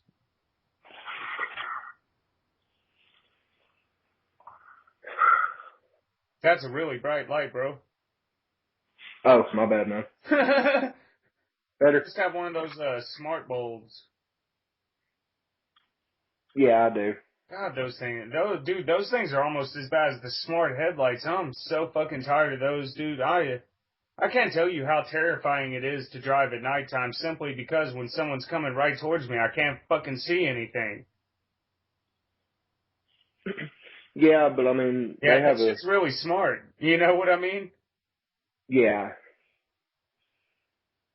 I mean, I understand living out in the country, you have to have your high beams because we don't have street lights out here. It's dark as a motherfucker. I shit you not, when I go to the store, sometimes it's like driving into the endless ocean. You have no fucking clue. Even though I know all the turns and everything to get out of my neighborhood, there's days where I don't even know where the fuck they're at because it's so dark. I'm like, what the hell? Yeah, same thing with me. But nonetheless, you don't need smart headlights. Jesus fucking Christ. That brings me to another point I wanted to cover. When the elites finally get the control that they want, they're going to end the country life. You're not going to be able to go out and grow your own garden. You're not going to be able to rely on yourself at all. Your country life, they're going to get rid of it. That's all their land now. You're going to live in an apartment complex in the city. You're not going to be able to own your house. You're going to live there and pay rent to the government. And you're going to go to work. You're going to make the government money the government is going to become all the CEOs. Because right now the way the system's set up, when you go to work for a major manufacturing plant or you go to work for somebody else, no matter where you're working, you're going to work to make them money. Exactly, dude. And that's why I said the other night, people keep talking about the slavery that happened 200 years ago. Motherfucker, we've got slaves today. It's called the America. Yeah, anybody that has a job is a slave. Especially because of the fact that if you pay attention to it, your job doesn't even get the necessities this day and age for you. Fucking mosquitoes. How the hell do these bugs keep getting in my damn house? Fucking CERN. I'm gonna blame it all on CERN. That works. For real, something's opening a vortex in my house. Fucking bees all the time. We've got flies. I can't figure out where the fuck they're coming from. It's insane. Bugs, man. Fucking hate bugs. That's the only thing about the country I don't like are fucking bugs. Yeah, I agree with you, but I could do without bugs. Except for the praying mantises and the scorpions. Those things are pretty fucking cool. They're pretty cool until you step on one. Do you have scorpions out there? Yeah, we do. Yeah, we've got the little brown fuckers here, dude. Yeah, we got the same ones here. Yeah, those are always fun. But yeah, back to what I was saying though, they're gonna own everything. You're gonna work to pay rent in a you're going to work for the government to pay your rent back to the government. Oh yeah, I mean, look at the Smart Cities initiative. Yeah. You know, that's all a part of the globalization agenda. That's exactly. how they want it. If y'all want to know why we say the globalization agenda is bad, all right, let's put it to you like this. Okay, in communism, this is how it works. All right, the doctor makes the exact same amount as the guy bagging your groceries. The guy bagging your groceries makes the exact same as a lawyer. The lawyer makes the exact same as the guy building your house. Okay? Exactly. Now let me explain to you guys where I find that to be fucked up. Because see, now to get some of these trades, you have to go to school for many, many extra years. Like, you don't just go through your 12 years of normal schooling. No, then you have to go to college for XYZ amount of years. And to become, to get your master's and all, doctorates and all that, more and more school you have to, and schooling costs money, so then you have to pay more and more money, and 9 times out of 10 in America, people take on student loan debts to make it through that schooling so that they can get their jobs in those higher positions like doctor, lawyer, etc. And they make more money because they went through all that school to get there. But if you take all that away, even if they made the schooling free, it's still not fair. Why would you get paid the same amount as the guy bagging your groceries when you had to go to school an extra 12 years just to get your degree? Exactly. I mean, then your quality of life drops and the quality of health drops because the doctors aren't even going to try that hard. Yeah, because, I mean, the doctors that went to school for it, they're pretty much, like over in China. That's how China's set up. All right. The doctor, just like you said, the doctor makes the exact same amount as the guy putting canned food on the grocery store shelf. Let's say in American terms, they make, I don't know, a fair wage for that would probably be $9.75, $10 an hour. Okay. So you've got this doctor that used to make $250,000 a year.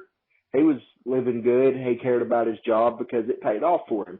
Well, now this doctor went from making $250,000 a year to making $950, $975 an hour. With that much of a pay drop, would you give a shit about your job? Hell no. Exactly. You pay me $9.75 right now, and all I do is build rock walls and spread mulch and shit like that for a living. You try to pay me $9.75, I'm gonna spread one little pile of mulch in like a 2-inch circle, and that's your fucking landscape. Yeah. I'd work for no less than $18 an hour. Exactly.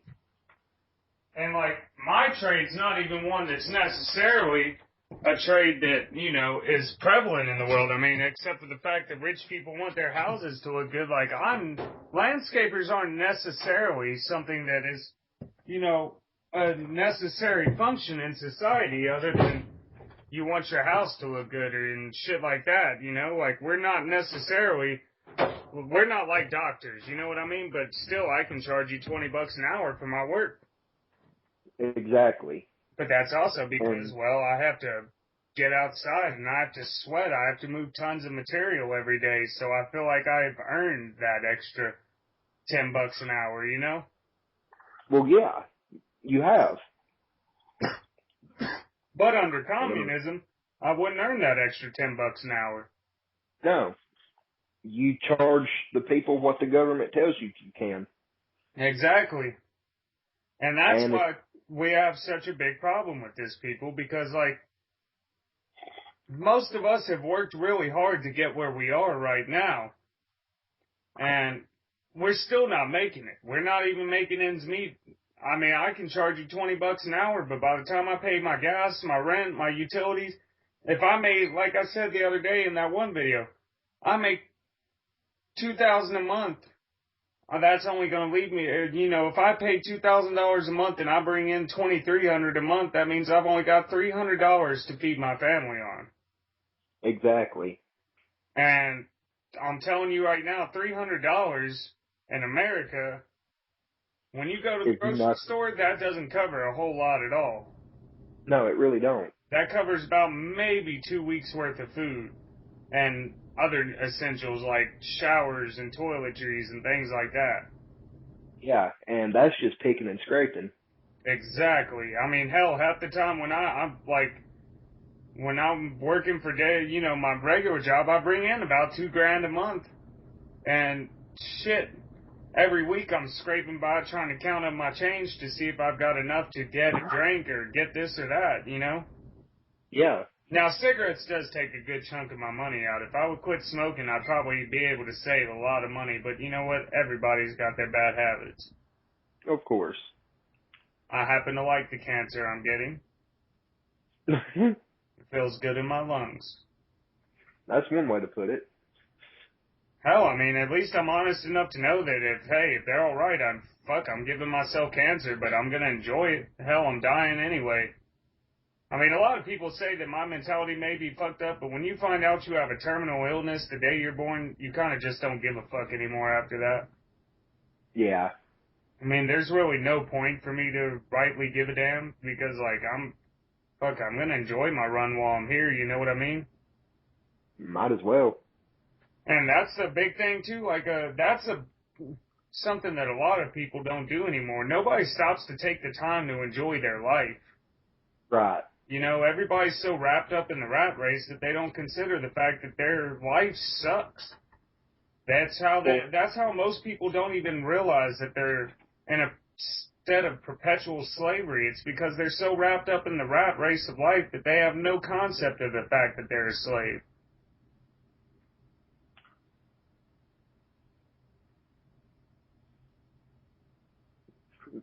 But, you can't point that out nowadays because then people get all butthurt.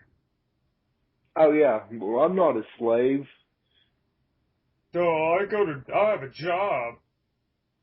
Like I said the other day in that video, that's the fucking whip to your back nowadays, is the fact that if you don't work that job a certain way, all of a sudden you aren't doing your job right, your boss fires you, then you lose your home and you lose everything else.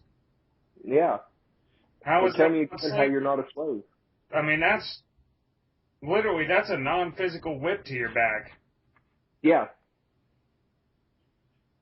And I mean, it sounds weird to put it like that, especially to people who don't understand that concept, but that's really what it is. I mean, when you're being told that if you don't do things a certain way and you don't live your life by a certain protocol, and if you don't do things exactly like this or exactly like that, they're going to take everything away from you when you can't provide for your family and you're going to be homeless, well, you're going to do everything in your fucking power to make sure you're going by the system.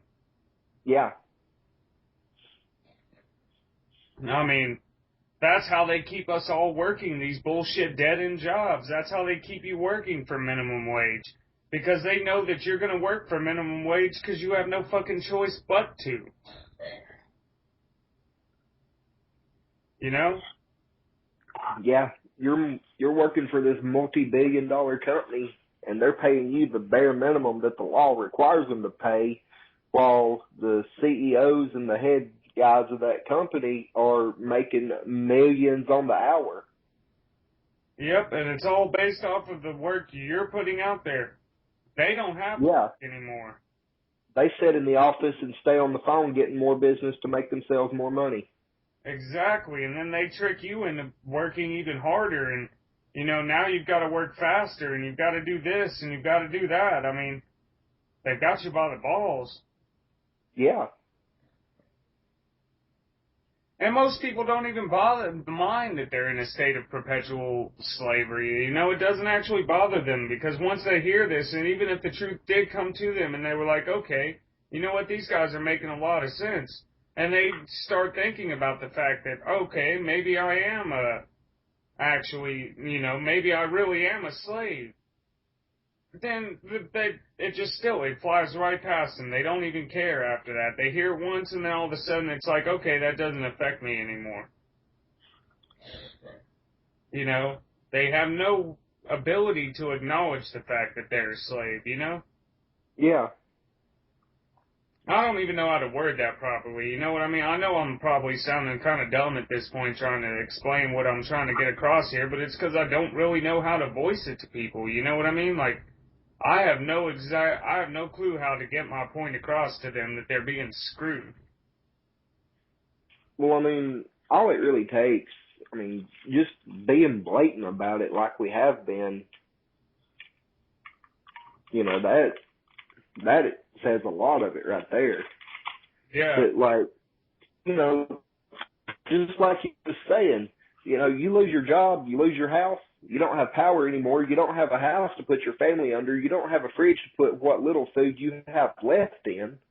You know, you have nothing. And you go to work and bust your ass just to live in poverty while the guy making you bust your ass lives in a 3-story house with 20 bedrooms. Yeah, and he eats steak every night. Exactly. You know, he's eating $100 slabs of steak 5 and 6 times a day while you're breaking a pack of ramen noodles in half to cook half of it tonight and then half of it tomorrow for breakfast before you go back to work and do it again. You know, I wonder if Europe has ramen noodles. I wish we could ask. Like, if there's a European listening to this, do y'all have ramen over there? Do y'all have the struggle? That's what we consider ramen in America. Like, if you have to eat ramen, you are living in what we call the struggle. That's why instead of buying DiGiorno, you get some cheese, you get a piece of bread, and you put some slices of pepperoni on it, and you call it the struggle. Yeah. I mean, we've all, if you're in America and you came from a poor, white, black, or anybody family, you know what the struggle is. Oh, yeah, Dude, definitely. I used to eat ramen so much. I mean, there was a point in my life where I was homeless. I did it by choice, of course. I wanted to see if I could survive without nothing, and look where I am now. Apparently I did. But dude, I survived off ramen for so fucking long, I can't even eat it now. I get sick to my stomach when I see it. Oh, and that's another thing, the homeless population. Pretty much if you're homeless, you're just straight up out of luck. Because if you don't have a place to live, then there ain't nobody going to hire you because the way they see it, you're not going to have a way to wake up and come to work every day. And what's sad is in many, many cities now, all across the country, states, because, you know, cities don't get to pass their own laws, many states are actually fucking considering homelessness a crime. It's a crime to be homeless when it's your government that creates homelessness. Yeah. I mean, one big thing in America that no one wants to talk about is the class warfare that's going on. Of course not. I mean, you got all these rich motherfuckers talking about how disgusting and how, how they're not, the lower levels of the population making minimum wage don't have anything to complain about because they're not that broke. Well, of course, to somebody driving 2 Benzes and a Ferrari, yeah, you may look at the rest of the country and be like, and you see a family with a microwave and you're like, oh, see, they're not struggling that hard. Motherfucker, that microwave's the only piece of technology they have. Yeah. Just because you've got 6 Benzes and you say you can buy whatever the fuck you want doesn't mean the rest of us can. And that's one thing that infuriates me, because I've heard this from so many different people, dude. Being in stores like where I live, the area I'm in, it's kind of like, it's old money and there's a lot, it's a tourist area here and, you know, it's right outside of Austin. There's a lot of rich motherfuckers here. And you should hear how some of these people talk about regular people in the stores. You should see what happens when I, like, walk past them and I just smile and give them a wave or I say hello, you know, as I walk by. You should see they give you a look of disgust. You know? Yeah. Now, I will admit there are a lot of the times where I kind of look like a Wookiee. I mean, you take one look at me half the time because I really don't give a fuck about my appearance to other people. I really don't care what anyone thinks. Like, that's one of my main strengths and my driving factors is the fact that I truly do not give a fuck what anyone thinks about how I look, what I say, any of it. But so I'll admit there are times, most of the time I do have a kind of castaway-ish appearance to me. You know? Got a little bit of Robinson Crusoe going on there, but nonetheless, doesn't mean you can look at me like I'm a piece of shit. You don't even know me, motherfucker. I got a job and I probably make more than you. Yeah. Just because I don't go waste my money on gold watches and fucking $200 shoes and fucking $300 t-shirts doesn't mean I don't make a decent amount of money. Well, see, the reason people do that, especially your lower wage workers, um, the reason they do that is to hide the pain of slavery. Oh yeah, I mean you got to buy those $200 shoes so that you don't feel like a slave. Yeah, you feel like your labor is actually producing some kind of fruit. I mean, like for me being able to pay my rent's the fruit of my labor. I don't mind going and buying clothes from Goodwill. I don't either. Although I do hate that corporation. Those guys are really, really fucked up. I mean, Yeah, they are pretty do much the not give a epitome. fuck about anybody. Yeah, they're pretty much the epitome of corruption. Oh yeah, dude. Let me tell you. I mean, dude, you want me to tell you how fucking backwards it is there? They get this shit donated for free, right? Yeah, We in the back can't touch anything. We can't try to buy anything unless it's been out on the floor for 2 weeks, which everybody knows if anything good goes out on the floor, it's gone that same day. And here's something that's even worse, alright? The store gets stuff donated for free so they can sell it for profit, right? yeah, that's the way any thrift store works. Alright, did you know if you're working the back door like I did at Goodwill? Like there was a guy that came in and he was donating a guitar and an amp. And I was like, man, I really wish, I was like, fuck, I hope this stays out here because I'd like to buy this. And he was like, you can't just take it? And he's like, I'm giving it to y'all. He's like, you can't just take it home. He's like, if you want it, you can have it. And I was like, sir, we can't accept that because we're straight up told if we accept anything from any of those people, we'll automatically get fired and we'll get charged with theft from the store.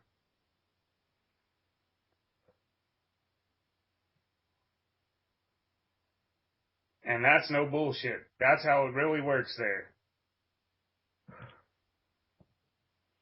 See, it's like that in any thrift store. And that's just fucked up. I mean, these people are getting their stuff for free. If somebody wants to give it to you and you're working there, why can't you get it? You know? Yeah. Why does the store have to make even more money off you? Why does the corporation's pockets have to get fatter where if you're like me and you're a musician, half the time I can't afford to go out and buy a brand new guitar every other month if one of mine breaks or something? Shit, I'd love to be able to get a free guitar once in my life. You know what I mean?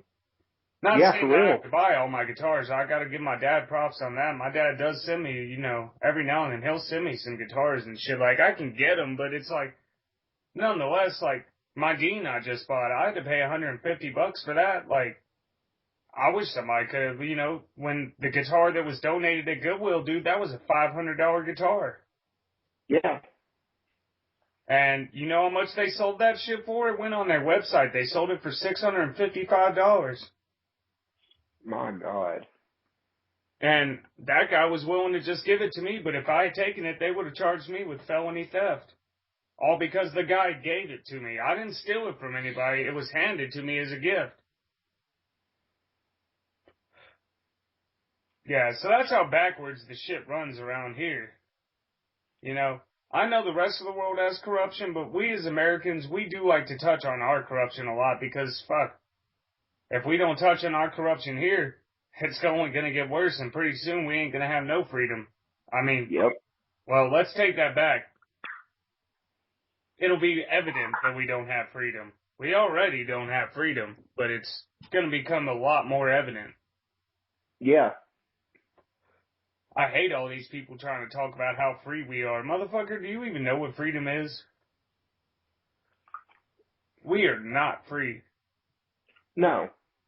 I mean, if we was free, we wouldn't have the biggest prison population in the world. Hell no. Hell, we build another prison every fucking year. Yeah. And now the prisons aren't enough. We got FEMA camps too.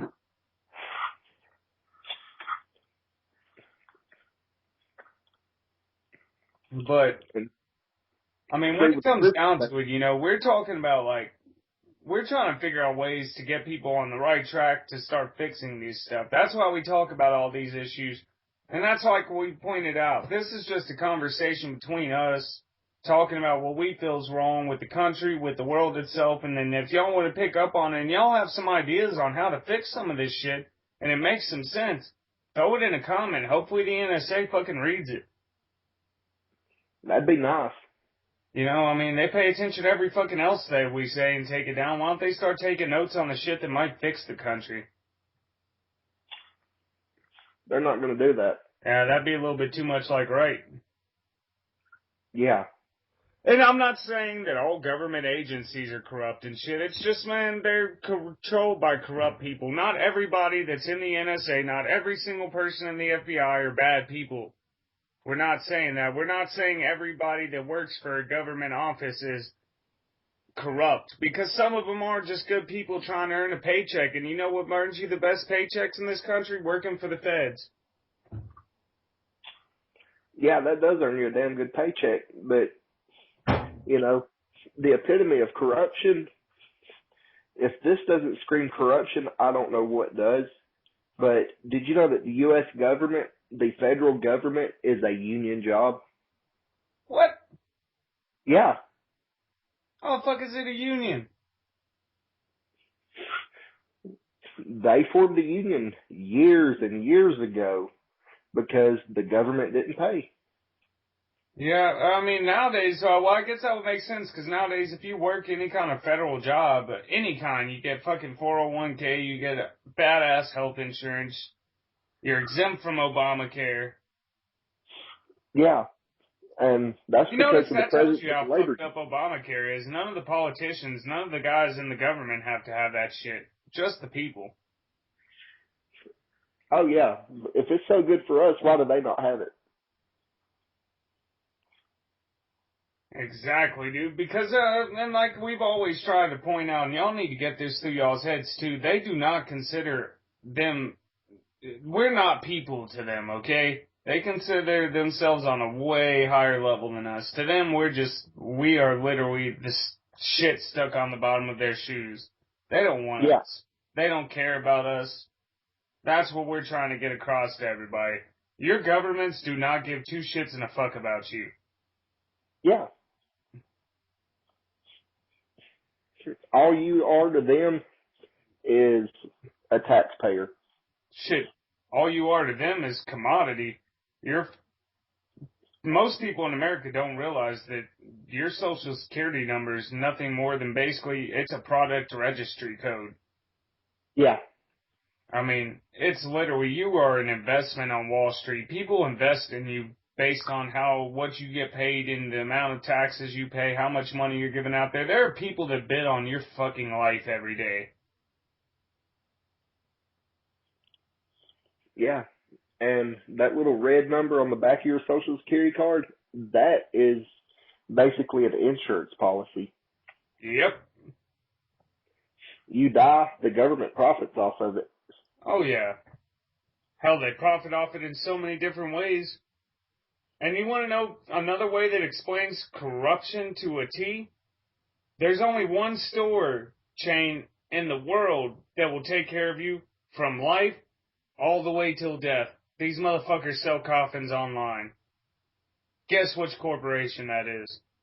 Walmart. Yep. The motherfuckers take care of you from birth to death. They even sell life and death insurance. Yep. You want to talk about some corrupt shit right there. Hell, Walmart's so corrupt they can't even just stay out of that. They've got their own energy companies. They've got their own phone companies. They've got their own gas companies. These motherfuckers are in everything. Everything. Yeah. But they can't pay their employees more than minimum wage. They can't give their employees good health benefits, you know. Most Walmart employees have been cut down to part-time so that Walmart doesn't have to give them benefits. Bet none of y'all knew that shit. I've actually worked for Walmart, and I can tell you firsthand, they do not hire full-time employees until you get into management. I've never worked for Walmart, but I have stolen from them. I think every kid at one point in their life has shoplifted something from Walmart. Oh, no, it wasn't shoplifting. It was straight up jacking. Me and like four of my friends ran up and here's how fucked up their security is and how much they don't really give a fuck about anything. We walked in with 2 duffel bags apiece, filled those motherfuckers up, and walked right back out through the cart entrance, and nobody paid attention to us. Not a single fucking person. And this was back when PlayStation 2 had just first come out. You know, like we walked in there and walked out with PlayStations and all kinds of shit. And okay, you know, a bunch of people out there are gonna be like, "Oh, y'all are really fucked up for that, motherfucker." We were kids living in the hood. If you don't expect us to do something like that, you've obviously never grown up in the hood. Like when you're broke in the hood and like the closest thing to a video game you can afford is a rock and a stick, you're gonna go steal some shit eventually. Oh yeah. I'm just putting that out there. You know, yeah, I know that was fucked up. I don't steal anymore. That's not something I do. I make enough money to where if I really want something, I'll go out and fucking buy it. But nonetheless, when I was young, I didn't have the same moral values I do now. You know what I mean? Like when you're a kid, your morals are kind of screwy. Of course. So, but nonetheless, I mean, I don't even feel bad about it though. Fuck Walmart. I agree with you. Walmart is shit. I mean, Hillary Clinton is on the board of executives at Walmart. Okay, see that I did not know. Yeah, dude, she's been on it for years. I mean, years. And one other thing a lot of people don't realize is that Walmart is a military contracted outlet. I mean, like, their stores there's a clause in their stores to where if martial law should ever happen, any and all Walmart stores are staging bases and resupplying bases for military. Yeah. Of course, we brought that to light during Jade Helm, but, you know, it doesn't look like too many people have actually gone and checked out our older videos yet, so, you know, y'all go check out the first videos we did as well, because we talked about a lot of shit in those too, and, of course, we're getting back onto some of those same subjects now because it's still just as relevant now as it was 5 months ago. Of course.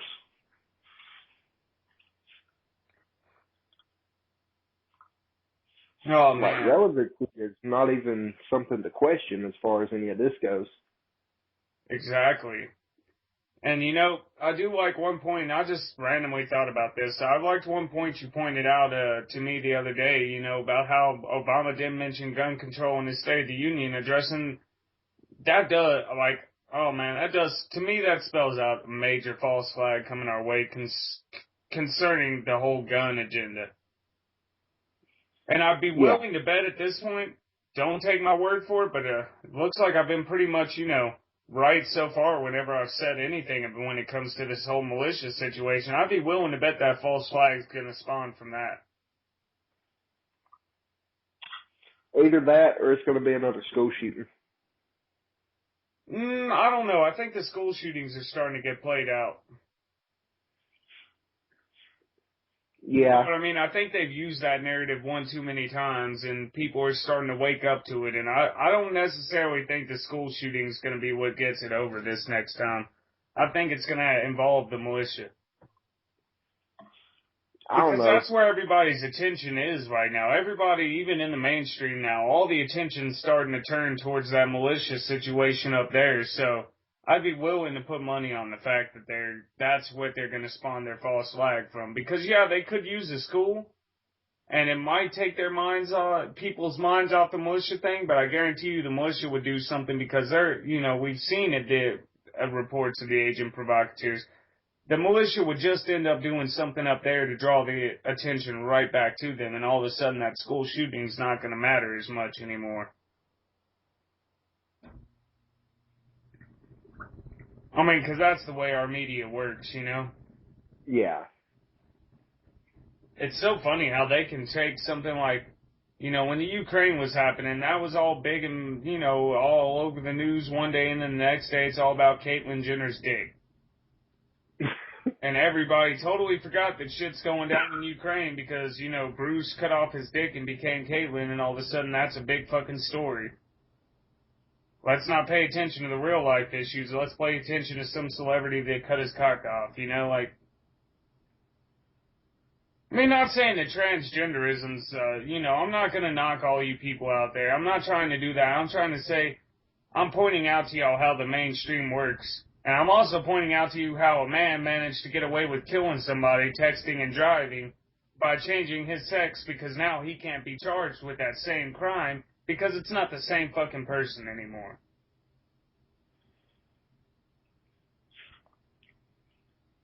I mean, does anybody else out there think that that's just as fucked up as I do? I think it's unbelievably fucked up.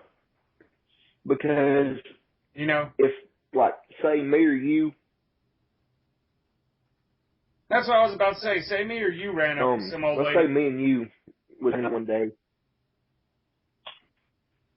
Yeah, I mean, Exactly. if it was And, one of us doing it and then we cut our dick off, they'd still throw us in jail.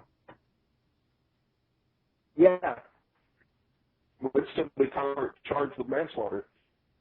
For real, vehicular manslaughter and shit, but because it's a fucking celebrity and it cut its dick off, all of a sudden, you know, fucking, their murder's excusable and now they're woman of the year and everybody loves them. The motherfucker's a murderer. I don't care what it is now. I don't care if it's a man, woman, female, in between. I don't give a fuck. It killed somebody. It should be charged for that and it should be thrown in prison just like the rest of us. Just like Obama needs to be thrown in prison for his illegal drone strikes that have killed innocent people. Just like Hillary Clinton needs to be locked up for those innocent soldiers in Benghazi, you know? Well, they weren't necessarily innocent, but you know what I mean. Yeah. Yeah. And now they've got a fucking movie coming about They was just doing their this job. Benghazi fucking thing. Talk about Hollywood exploiting tragedy, man. Yeah. That's fucking I mean, to me that's disgraceful, man. Talking about we're gonna tell the untold story. Motherfucker, you don't even know the story. We haven't even gotten the full story yet. No. And we probably never will. Just like the history of humanity. None of us even know where humans came from. None of us know the origins of humanity. None of us know the real history of this planet. Y'all really think they're going to tell you the history about some shit now? They've been hiding the truth for God knows how many fucking millennia now. That's how fucked up everything is. None of us actually know the truth. Nobody does. And I'm not going to say, you know, that's one thing that gets on my nerves about all these religious, you know, channels and shit. They act like they fucking know everything because of their religion. You do not know the history of humanity to a T. You don't know how the world was created. None of us know this shit. We weren't around for it. You know? Like, that's why we're all trying to find out so much, because none of us actually know anything. That's why we're struggling to find the truth so much. That's why you travel down the rabbit hole, because you're tired of hearing bullshit stories about how everything came to be. I mean, these people have occulted everything from us our entire lives, so what makes people think they're going to start telling you the truth now? I just don't understand that shit. It doesn't register in my brain. How can people be this gullible? It's like if I had you something that's a piece of steel that's red hot, that's super hot, and I tell you it's cold, are you going to fucking grab it? Half of you would. Fucking retards. Ah, damn, man. I really do think we need to just start taking the warning labels off shit one day and see how this plays out. Well, I mean, that's like the woman that sued McDonald's for however many millions it was and won because she bought herself a hot coffee. Oh, yeah, that fucking stupid ass shit. Motherfucker, it even says caution, hot, on the cup. How the fuck did you fuck that shit up? Well, back when she sued them, they didn't have the warning hot label on it. How the fuck do you order a coffee and not know it's hot? I'm an avid coffee drinker. I know for a fact that shit's hot when I first take it. Well, of course. Like, common sense, people. When you see steam coming from your cup, that means it's fucking hot. Obviously. God damn. I totally forgot about that. That was so many years ago. Oh, that's fucking... God, we've got some dumbass people in this country. And it seems like it's only getting worse. And I mean, yeah, a big part of it's the school systems, you know. Of course, the school systems are dumbing everybody down, and, you know, they're like, oh, well, we're doing all this No Child Left Behind, and if we can't get all these people to graduate, then we're just going to lower the fucking standards so that everybody graduates. So, motherfucker, you're not teaching anybody. You're not making a generation of thinkers. You're making a generation of fucking retards. No, what they're doing is making a whole generation of drones. No, that's the next part. That's after the cybernetics revolution. We don't have drones quite yet. Right now we're still in like mindless zombie mode. Yeah, Drones that's a better is the way of next putting it. step. You're indoctrinating people to go to work and make other people money. Yeah, exactly. Oh yeah, and we can't forget they're indoctrinating them not to fucking question anything they hear from anybody. You know, if it's on the news, if it's on the TV, it's gotta fucking be real and it's gotta be the truth. Oh yeah. You know, like one of those documentaries pointed it out to me, and I had never considered this. And this is so fascinating about the human brain. Do you realize that we have the ability to look at a fucking movie and we understand in our own brains that's scripted and everything's fake? But then we turn around and we look at the news and we just automatically assume that all that has to be real. And our brains literally flip, like you can flip from one station to a news station, and your brain automatically makes a transition from that was fake to this is real. Yeah. Like, has anyone ever stopped to consider what that, like, the implications of that? And what that's really telling you? Like, these people have programmed you to where you'll believe any fucking thing you hear as long as it's on CNN or Fox. Yeah. If they tell you the sky is purple when you know good goddamn and well it's blue, your dumbass is gonna believe that it's purple because your brain just got switched on to believing that it was purple. Exactly. And you're automatically a racist terrorist if you argue with them. Oh, for real, just like global warming created ISIS. Oh yeah. You know, because you try to say the that people global in the warming. Middle East are really pissed off about their snow melting right now. That's what's created this whole thing. They're really pissed off they can't build their snowmen anymore. Yeah, because that's their biggest problem. That's what started ISIS. Yeah, for real. It's not the failed foreign policies we have. It's not America invading their country, taking their natural resources, and then bombing their infrastructure into non-existence. It's the fact that they can't throw snowballs at each other anymore. Really? Has Obama even considered how stupid the shit he says is when it comes out of his mouth? Does he even pay attention before it comes out? He does, but you got to realize he's just a puppet. He's a puppet. Yeah, but even Ahmed, the dead terrorist, is a puppet, but he knows when there's some dumb shit coming out of his mouth, and you'll see him stop himself from time to time. Yeah. I've heard some really dumb shit on Sesame Street, too, but that doesn't mean that they didn't, try to turn around and correct it after they said some dumb shit. I mean, yes, he's a puppet, but this motherfucker's human. He's got some common sense. Hopefully. I mean, he could be under mind control. I don't fucking know. I mean, MK Ultra is real. We know they can control people and shit. I mean, I'm not going to say they don't have complete control over the president, but I'd like to believe that he does have some minuscule ability to think for himself. So if he has that minuscule ability to think for himself, you would think that he might consider some of the shit that comes out of his mouth, like going out there and saying that the space program was built overnight and 12 hours later we were on the moon. Like, I mean, if you even look, like, did you see the expression on some of the people's faces in the crowd when he said that? Like, you just saw people's eyes start kind of dart to the right and left of them, like, did this motherfucker really just say that? Yeah. And I mean, it's bad when the politicians don't even buy into it. It's bad when they can't even hide the fact that they know you're stupid. Yeah. I mean, and there's so many people out there that just aren't paying attention, and everybody, like,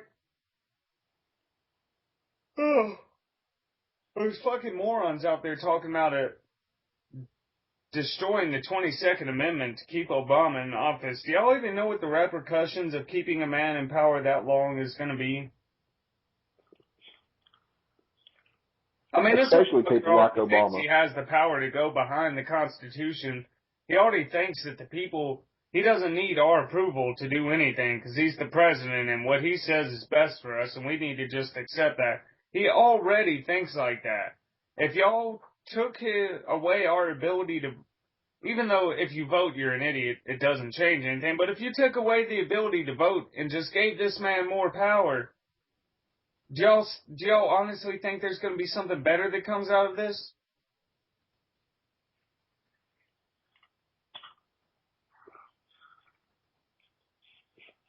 I mean, there's a repeal to the 22nd Amendment actively going around Congress as we speak. You know, it was introduced in 2014, and it will stay open until 2020.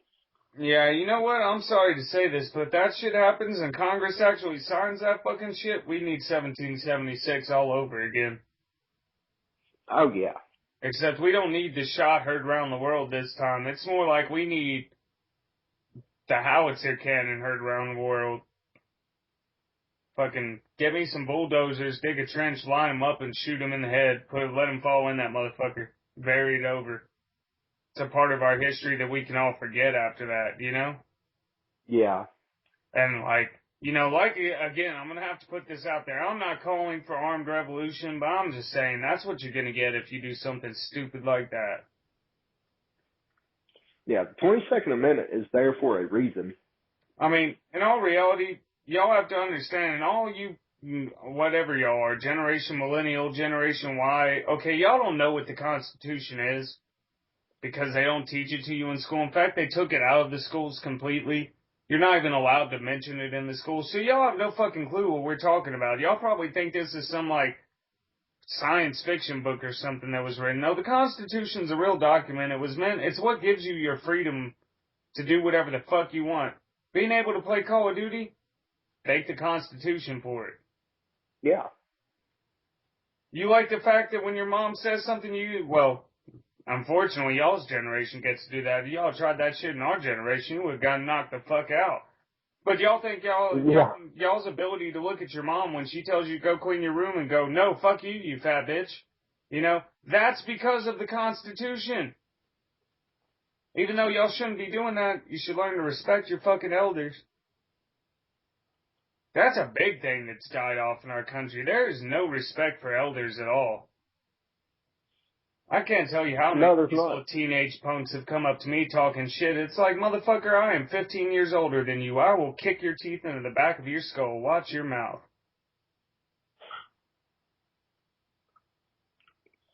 Motherfucker, I will wire your jaw shut. But that's the state of this new generation. These motherfuckers don't even know how to spell the word respect, let alone give it to somebody. And that's another thing we need to address, the fucking sense of entitlement that people have this day and age. Motherfuckers, the world doesn't owe you anything.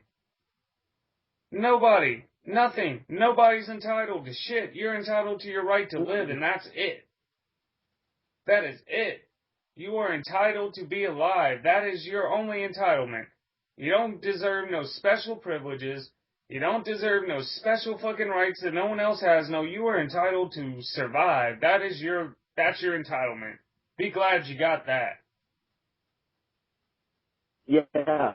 Why should people like us have to get up every day and bust our ass at work to have, to barely keep a roof over our head while this bunch of generation that's coming up, all they are worried about is, going out and doing nothing. Exactly. For lack of a better way to put it.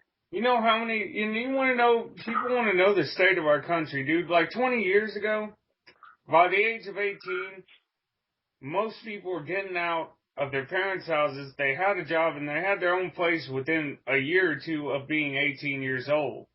Nowadays, Yeah. Most of the people from the new generations, hell, it's even coming out in our generations and shit.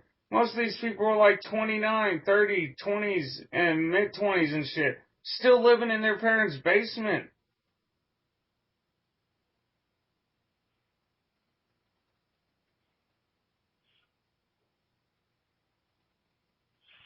See, by the time I was 19 already, I was already married and had a pregnant wife. Well, I'm still not married. Hopefully I will be here soon enough if we can fucking afford it, you know? But like, you know, I'm not married. I've got 3 kids. One of them I never get to see. The other 2, I get to have them whenever their mom feels like working with me so that I can have them, you know? But like, nonetheless, like, I live by myself and I've been on my own since I was 10 fucking years old. I mean, I've been taking care of myself. I didn't have my own place Right. at 10. I was roaming the streets and shit like that, but I took care of myself. And then, as I've gotten older, and anybody will vouch for this that knows me very well, I've tried to do shit by myself. I don't like charity. I don't like fucking handouts. I like to take care of myself. I like to feel accomplished. I want Same to with feel me. driven. I don't want to just sit down and feel like I'm entitled to something. Do you know how much my life would suck if all I had to do was sit at home and play video games all day? I would literally go insane. I would not enjoy my life if 24/7 all I could do was play video games and I had no responsibilities. I actually would not like my life. Dude, you can ask my fiance right now, she'll tell you. When I'm working 7 days a week, I complain about not having a day off. The minute I have a day off, I complain about the fact that I'm not at work. Yeah. Like, that's really how it is. Like, when I get tired as fuck during the work week and I can't wait to have that day off, and then that day off comes and I realize that I have no plans, I have nothing to do, and I get bored and I'm like, shit, I should be at work right now. I can't afford a day off. Oh dear God, Hillary Clinton speaking. Oh no, it was a video. Never mind. Oh, thank God. I was gonna say that bitch is opening her mouth again. Yeah, I was actually about to bash the hell out of whatever she was gonna say, but it was just videos. Oh, good. We don't need any more toxic fumes in the air. We've already got the methane leak. Yeah, for real. Hell, they want to talk about global warming. Get all the hot air out of Washington. Huh, for real. Shit. Bill needs to go release all that hot air from Hillary's vagina. Maybe she won't be such a cunt anymore. That's like the memes going around Facebook. Bill Clinton always chose someone other than Hillary. Why shouldn't we? For real. That bitch has got some sand in her vagina. Somebody needs to clean it out. It's making her cranky. Hashtag they took our jobs.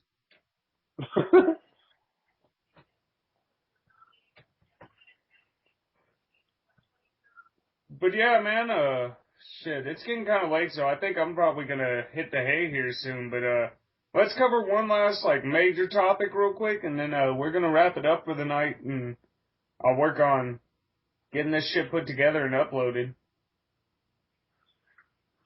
Alright.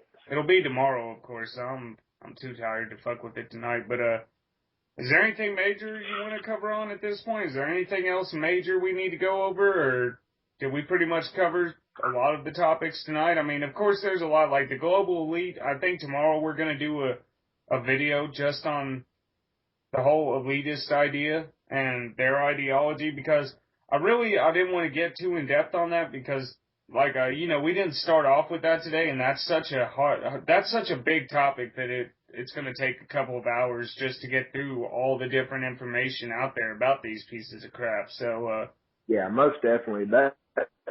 Dude, we could probably do a 24-hour episode on just that. exactly. So, like, just so y'all know, like, a lot of the topics we're doing tonight, y'all are going to hear a lot more about this in the next coming, couple of weeks, in the coming days and stuff. Like, that's not the most major of topics we're covering tonight, but we didn't really cover anything too in depth because, like I said, this one's just more of a test conversation. We're trying to see how well this app works out. We're trying to still get have our political conversations and stuff and get some information out there to y'all, have a real life talk with y'all, but we're also testing out our program. So tonight we didn't really go too in depth into a lot of this stuff. We will, though. Don't worry. We ain't gonna leave y'all hanging. But anyway, back to you, Brandon. You got anything else, or? Not really tonight. I mean, this is basically just kind of another introductory. The introduction to Metal Truthers 2016. Yeah. I mean, we've really ramped up the show from, what it was the day we first began on this, where we had literally one subscriber and all of our videos probably had. By the way, everybody, just so y'all know, like, in the beginning, the only two people that subscribed to this channel were me and Brandon. So, like, in all reality, we've come a long way. We've gone from having just us two to 9 subscribers. Much love to you guys. Without y'all, we wouldn't have a show. And also to all you people viewing that aren't subscribing, we understand if y'all don't want to subscribe to our channel, because, you might think we're a bunch of crazy country douchebags or something. We don't know why y'all don't subscribe. Maybe y'all just don't want to subscribe. I don't give a fuck what y'all's hang-up is. But, nonetheless, we also appreciate just the people viewing these videos, just watching them and, listening to what we have to say. You listen to our incessant ramblings. We appreciate it. Without y'all, there would be no show. Without y'all, we would have no reason to be doing this. So again, y'all are just as big a part of this show as we are. Exactly. And, once we get the funding and, we can upgrade our equipment and actually get to where we want to go with this show, we're going to start covering, breaking news topics. If there's a terrorist attack somewhere, we're going to try to get somebody out there, with a camera and everything to cover it with us. Exactly. And not only that, but we're trying to get it to where we can bring on some of the bigger names that have been studying this, that have the information that we don't have. Because y'all got to realize, a lot of this information we bring to y'all, we're getting it from the guys that have been out there. We're just bringing it to y'all because, fuck, everybody should be doing their part. But, y'all do. If y'all don't just take our word for it. Go look at the other people out there in the alternative media. There's Christopher Green. There's Alex Jones. There's Kev Baker and his whole crew. Joe Joseph and Johnny Whistles. The whole KBS crew at Truth Frequency Radio. There's the Canadian on his channel. NOTREGME.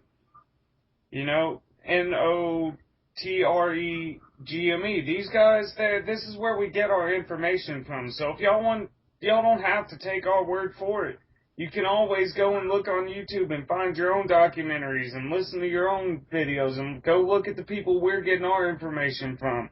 Y'all don't have to just take our word. Exactly. And once we start getting bigger and we start getting more widely known, we're going to try to bring some of these big name people on the show. Exactly. I mean, because right now we're two nobodies trying to get out there and bring y'all some information that we're getting from, the people out there that are actually somebodies. You know what I mean? We're nothing special. We're just trying to do what minuscule part we can. Exactly. We're not looking for fame and fortune out here. We're just trying to we're trying to help wake people up because, once you start waking up, that becomes part of your job. Is to help wake up the rest of the people. That's part of your fucking job now. If you're going to be a truther, welcome to your job. Yeah, we have a duty to open the eyes of the civilians and, come against this global elite. Exactly. We don't feel like we should just have to sit back and not do anything. we want y'all to understand that, like, all of us are doing this. We're doing this. Y'all can be doing this. You know, we were doing this from our phones. Go check out our channel. Our first 2 episodes were literally recorded all just MP3 recording of a phone call we had. Then we just started making solo videos because the program crashed that we were using. I mean, we're nobodies. We're doing this from our homes. We're doing this on. I'm using a fucking computer that's probably as old as I am. Not really. It's a laptop. But it's like 5 years old. You know what I mean? I'm using a 5-year-old computer. I'm using a fucking phone from Walmart. So we're not the biggest names out there. We don't have the equipment and stuff we could to do like a huge, massive fucking video feed conference or anything like that. We don't have that ability right now.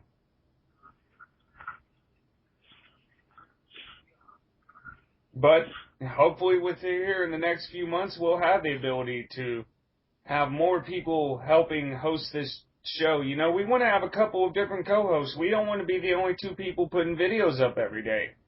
Exactly. I mean, if there's anyone out there and y'all want to get involved in the channel and you don't mind putting your face out there, or at least your voice, and you want to come on and you want to get involved in these Skype recordings with us, or you want to do a video from your phone, we don't care how unprofessional it looks or sounds. You know what I mean? We don't care about whether or not it looks like an Alex Jones podcast or something. If you want to join on with our channel, we will gladly welcome you, unless you're trying to stir up some mainstream propaganda on our channel. Then we're not going to fucking let you on. We'll boot you off and we'll make sure you never come back on our channel. But if you're out there and you want to wake people up and you want to get involved, Metal Truthers is an open channel. It's welcome to anybody. If you want to be a co-host, all you have to do is get in contact with me or Brandon on Facebook or on here. Give us your info. We'll get in touch with you on a personal level. Of course, we won't be putting all your information out there. We're not going to discuss it on, like, comments on a YouTube feed. You know what I mean? Like, you're going to have to actually get in touch with one of us or both of us. And if we think you're real, you're down to earth, we'll gladly bring you on the channel. And guess what? You get to be a co-host too. We're not going to sit there and put any labels on you and make you feel inferior to us or something because we're the ones who started this channel. It's nothing like that. You want to be on it? You got the ability to be on it? You want to talk? You've got information to share with the world? Welcome on board. Welcome to the Metal Truthers family. Exactly, and just like you said, you know, we don't want to make anybody feel inferior because there's nobody that's inferior to us.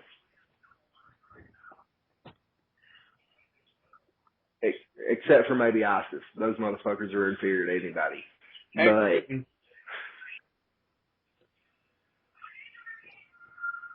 we can't leave that out. Clinton, she ain't superior to me. She could suck a dick. well, yeah. But we're talking about you normal guys. Like, you're everyday people, you commonplace blue-collar workers, white-collar guys, or whatever the fuck y'all want to call yourselves. I don't even know technical definition between the two. But, you know, if you're just a normal, everyday person, or even, hell, I don't care, you could be the bigwig, too. If you're a bigwig and you're into the Truthers movement and you want a small, low-key thing so that you can talk to the everyman, welcome to the Metal Truthers. Here we are. Yeah, and if you guys want to help us out in any way, y'all can donate to our GoFundMe page so we can get the equipment to improve our show. Or if maybe you even have some equipment, like a better computer, maybe you're more tech savvy than us. Maybe you could help make these videos and, you know, you can make them more professional for us and you can, you know, maybe you know how to get the actual Skype video feeds to record, because I sure as fuck couldn't figure it out. I mean, if you can do this stuff, y'all just come on. If you want to get involved, here's your opportunity. Open door. Yeah, just let us know. We'll get in touch with you. We'll talk to you before we do the show. There is a vetting process. We don't take people in like the migrants. Well, of course. No, I'm just letting them know that, you know, we got a vetting process. We're not going to be like the government and just let anybody in here unvetted. Like, you're gonna have to like answer some questions, and we'll probably ask you your opinion on a few topics just to see like if we might throw CERN in your face and see if you know anything at all about that.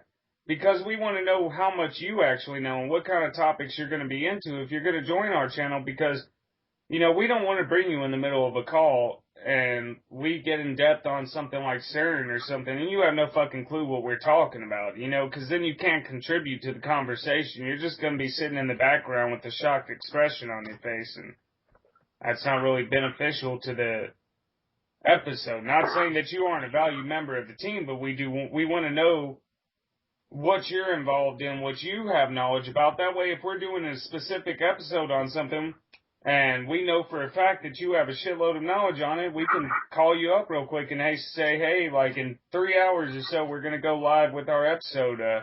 We know you're very knowledgeable about X, Y, and Z. Will you come on tonight? You see what I'm saying?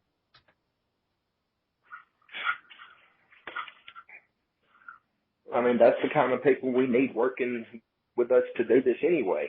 Exactly. I mean, as of right now, it's just us. Anything like that. You know what I mean? That's not our goal, is to like bring you on here and then we get into topics and make you feel dumb because you don't know what's going on, what we're talking about like that.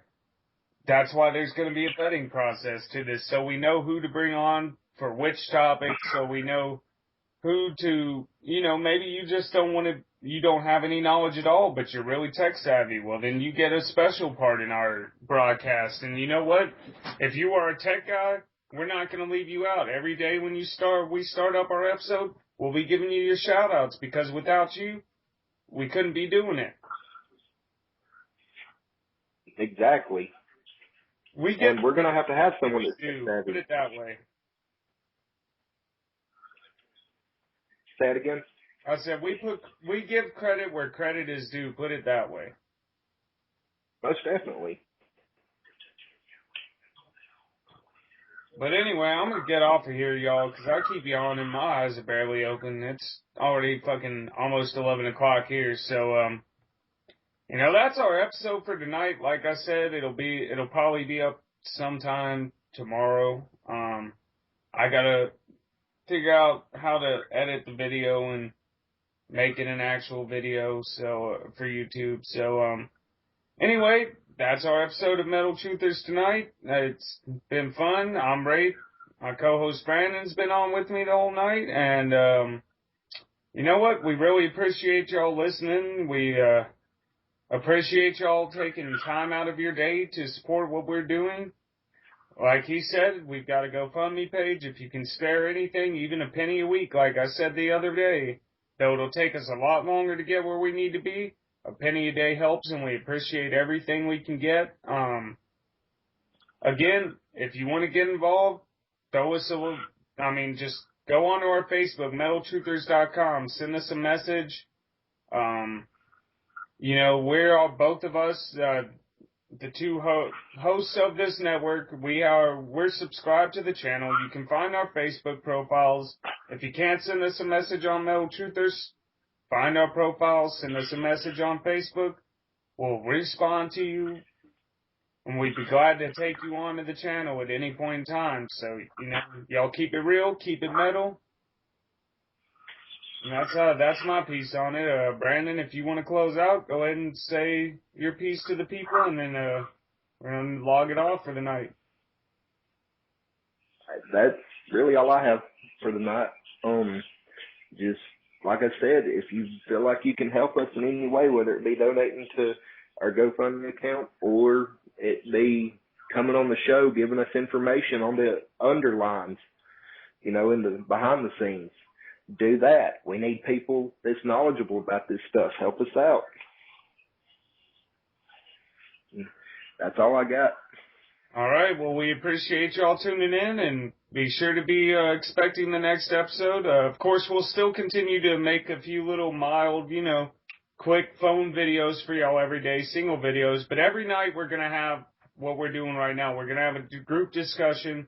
We're going to try to keep it somewhere around between an hour and 2 hours so that y'all get a pretty good discussion. It's gonna, most of the time, if you see something like this from now on and it's an hour or two, it's gonna be our conversations. So,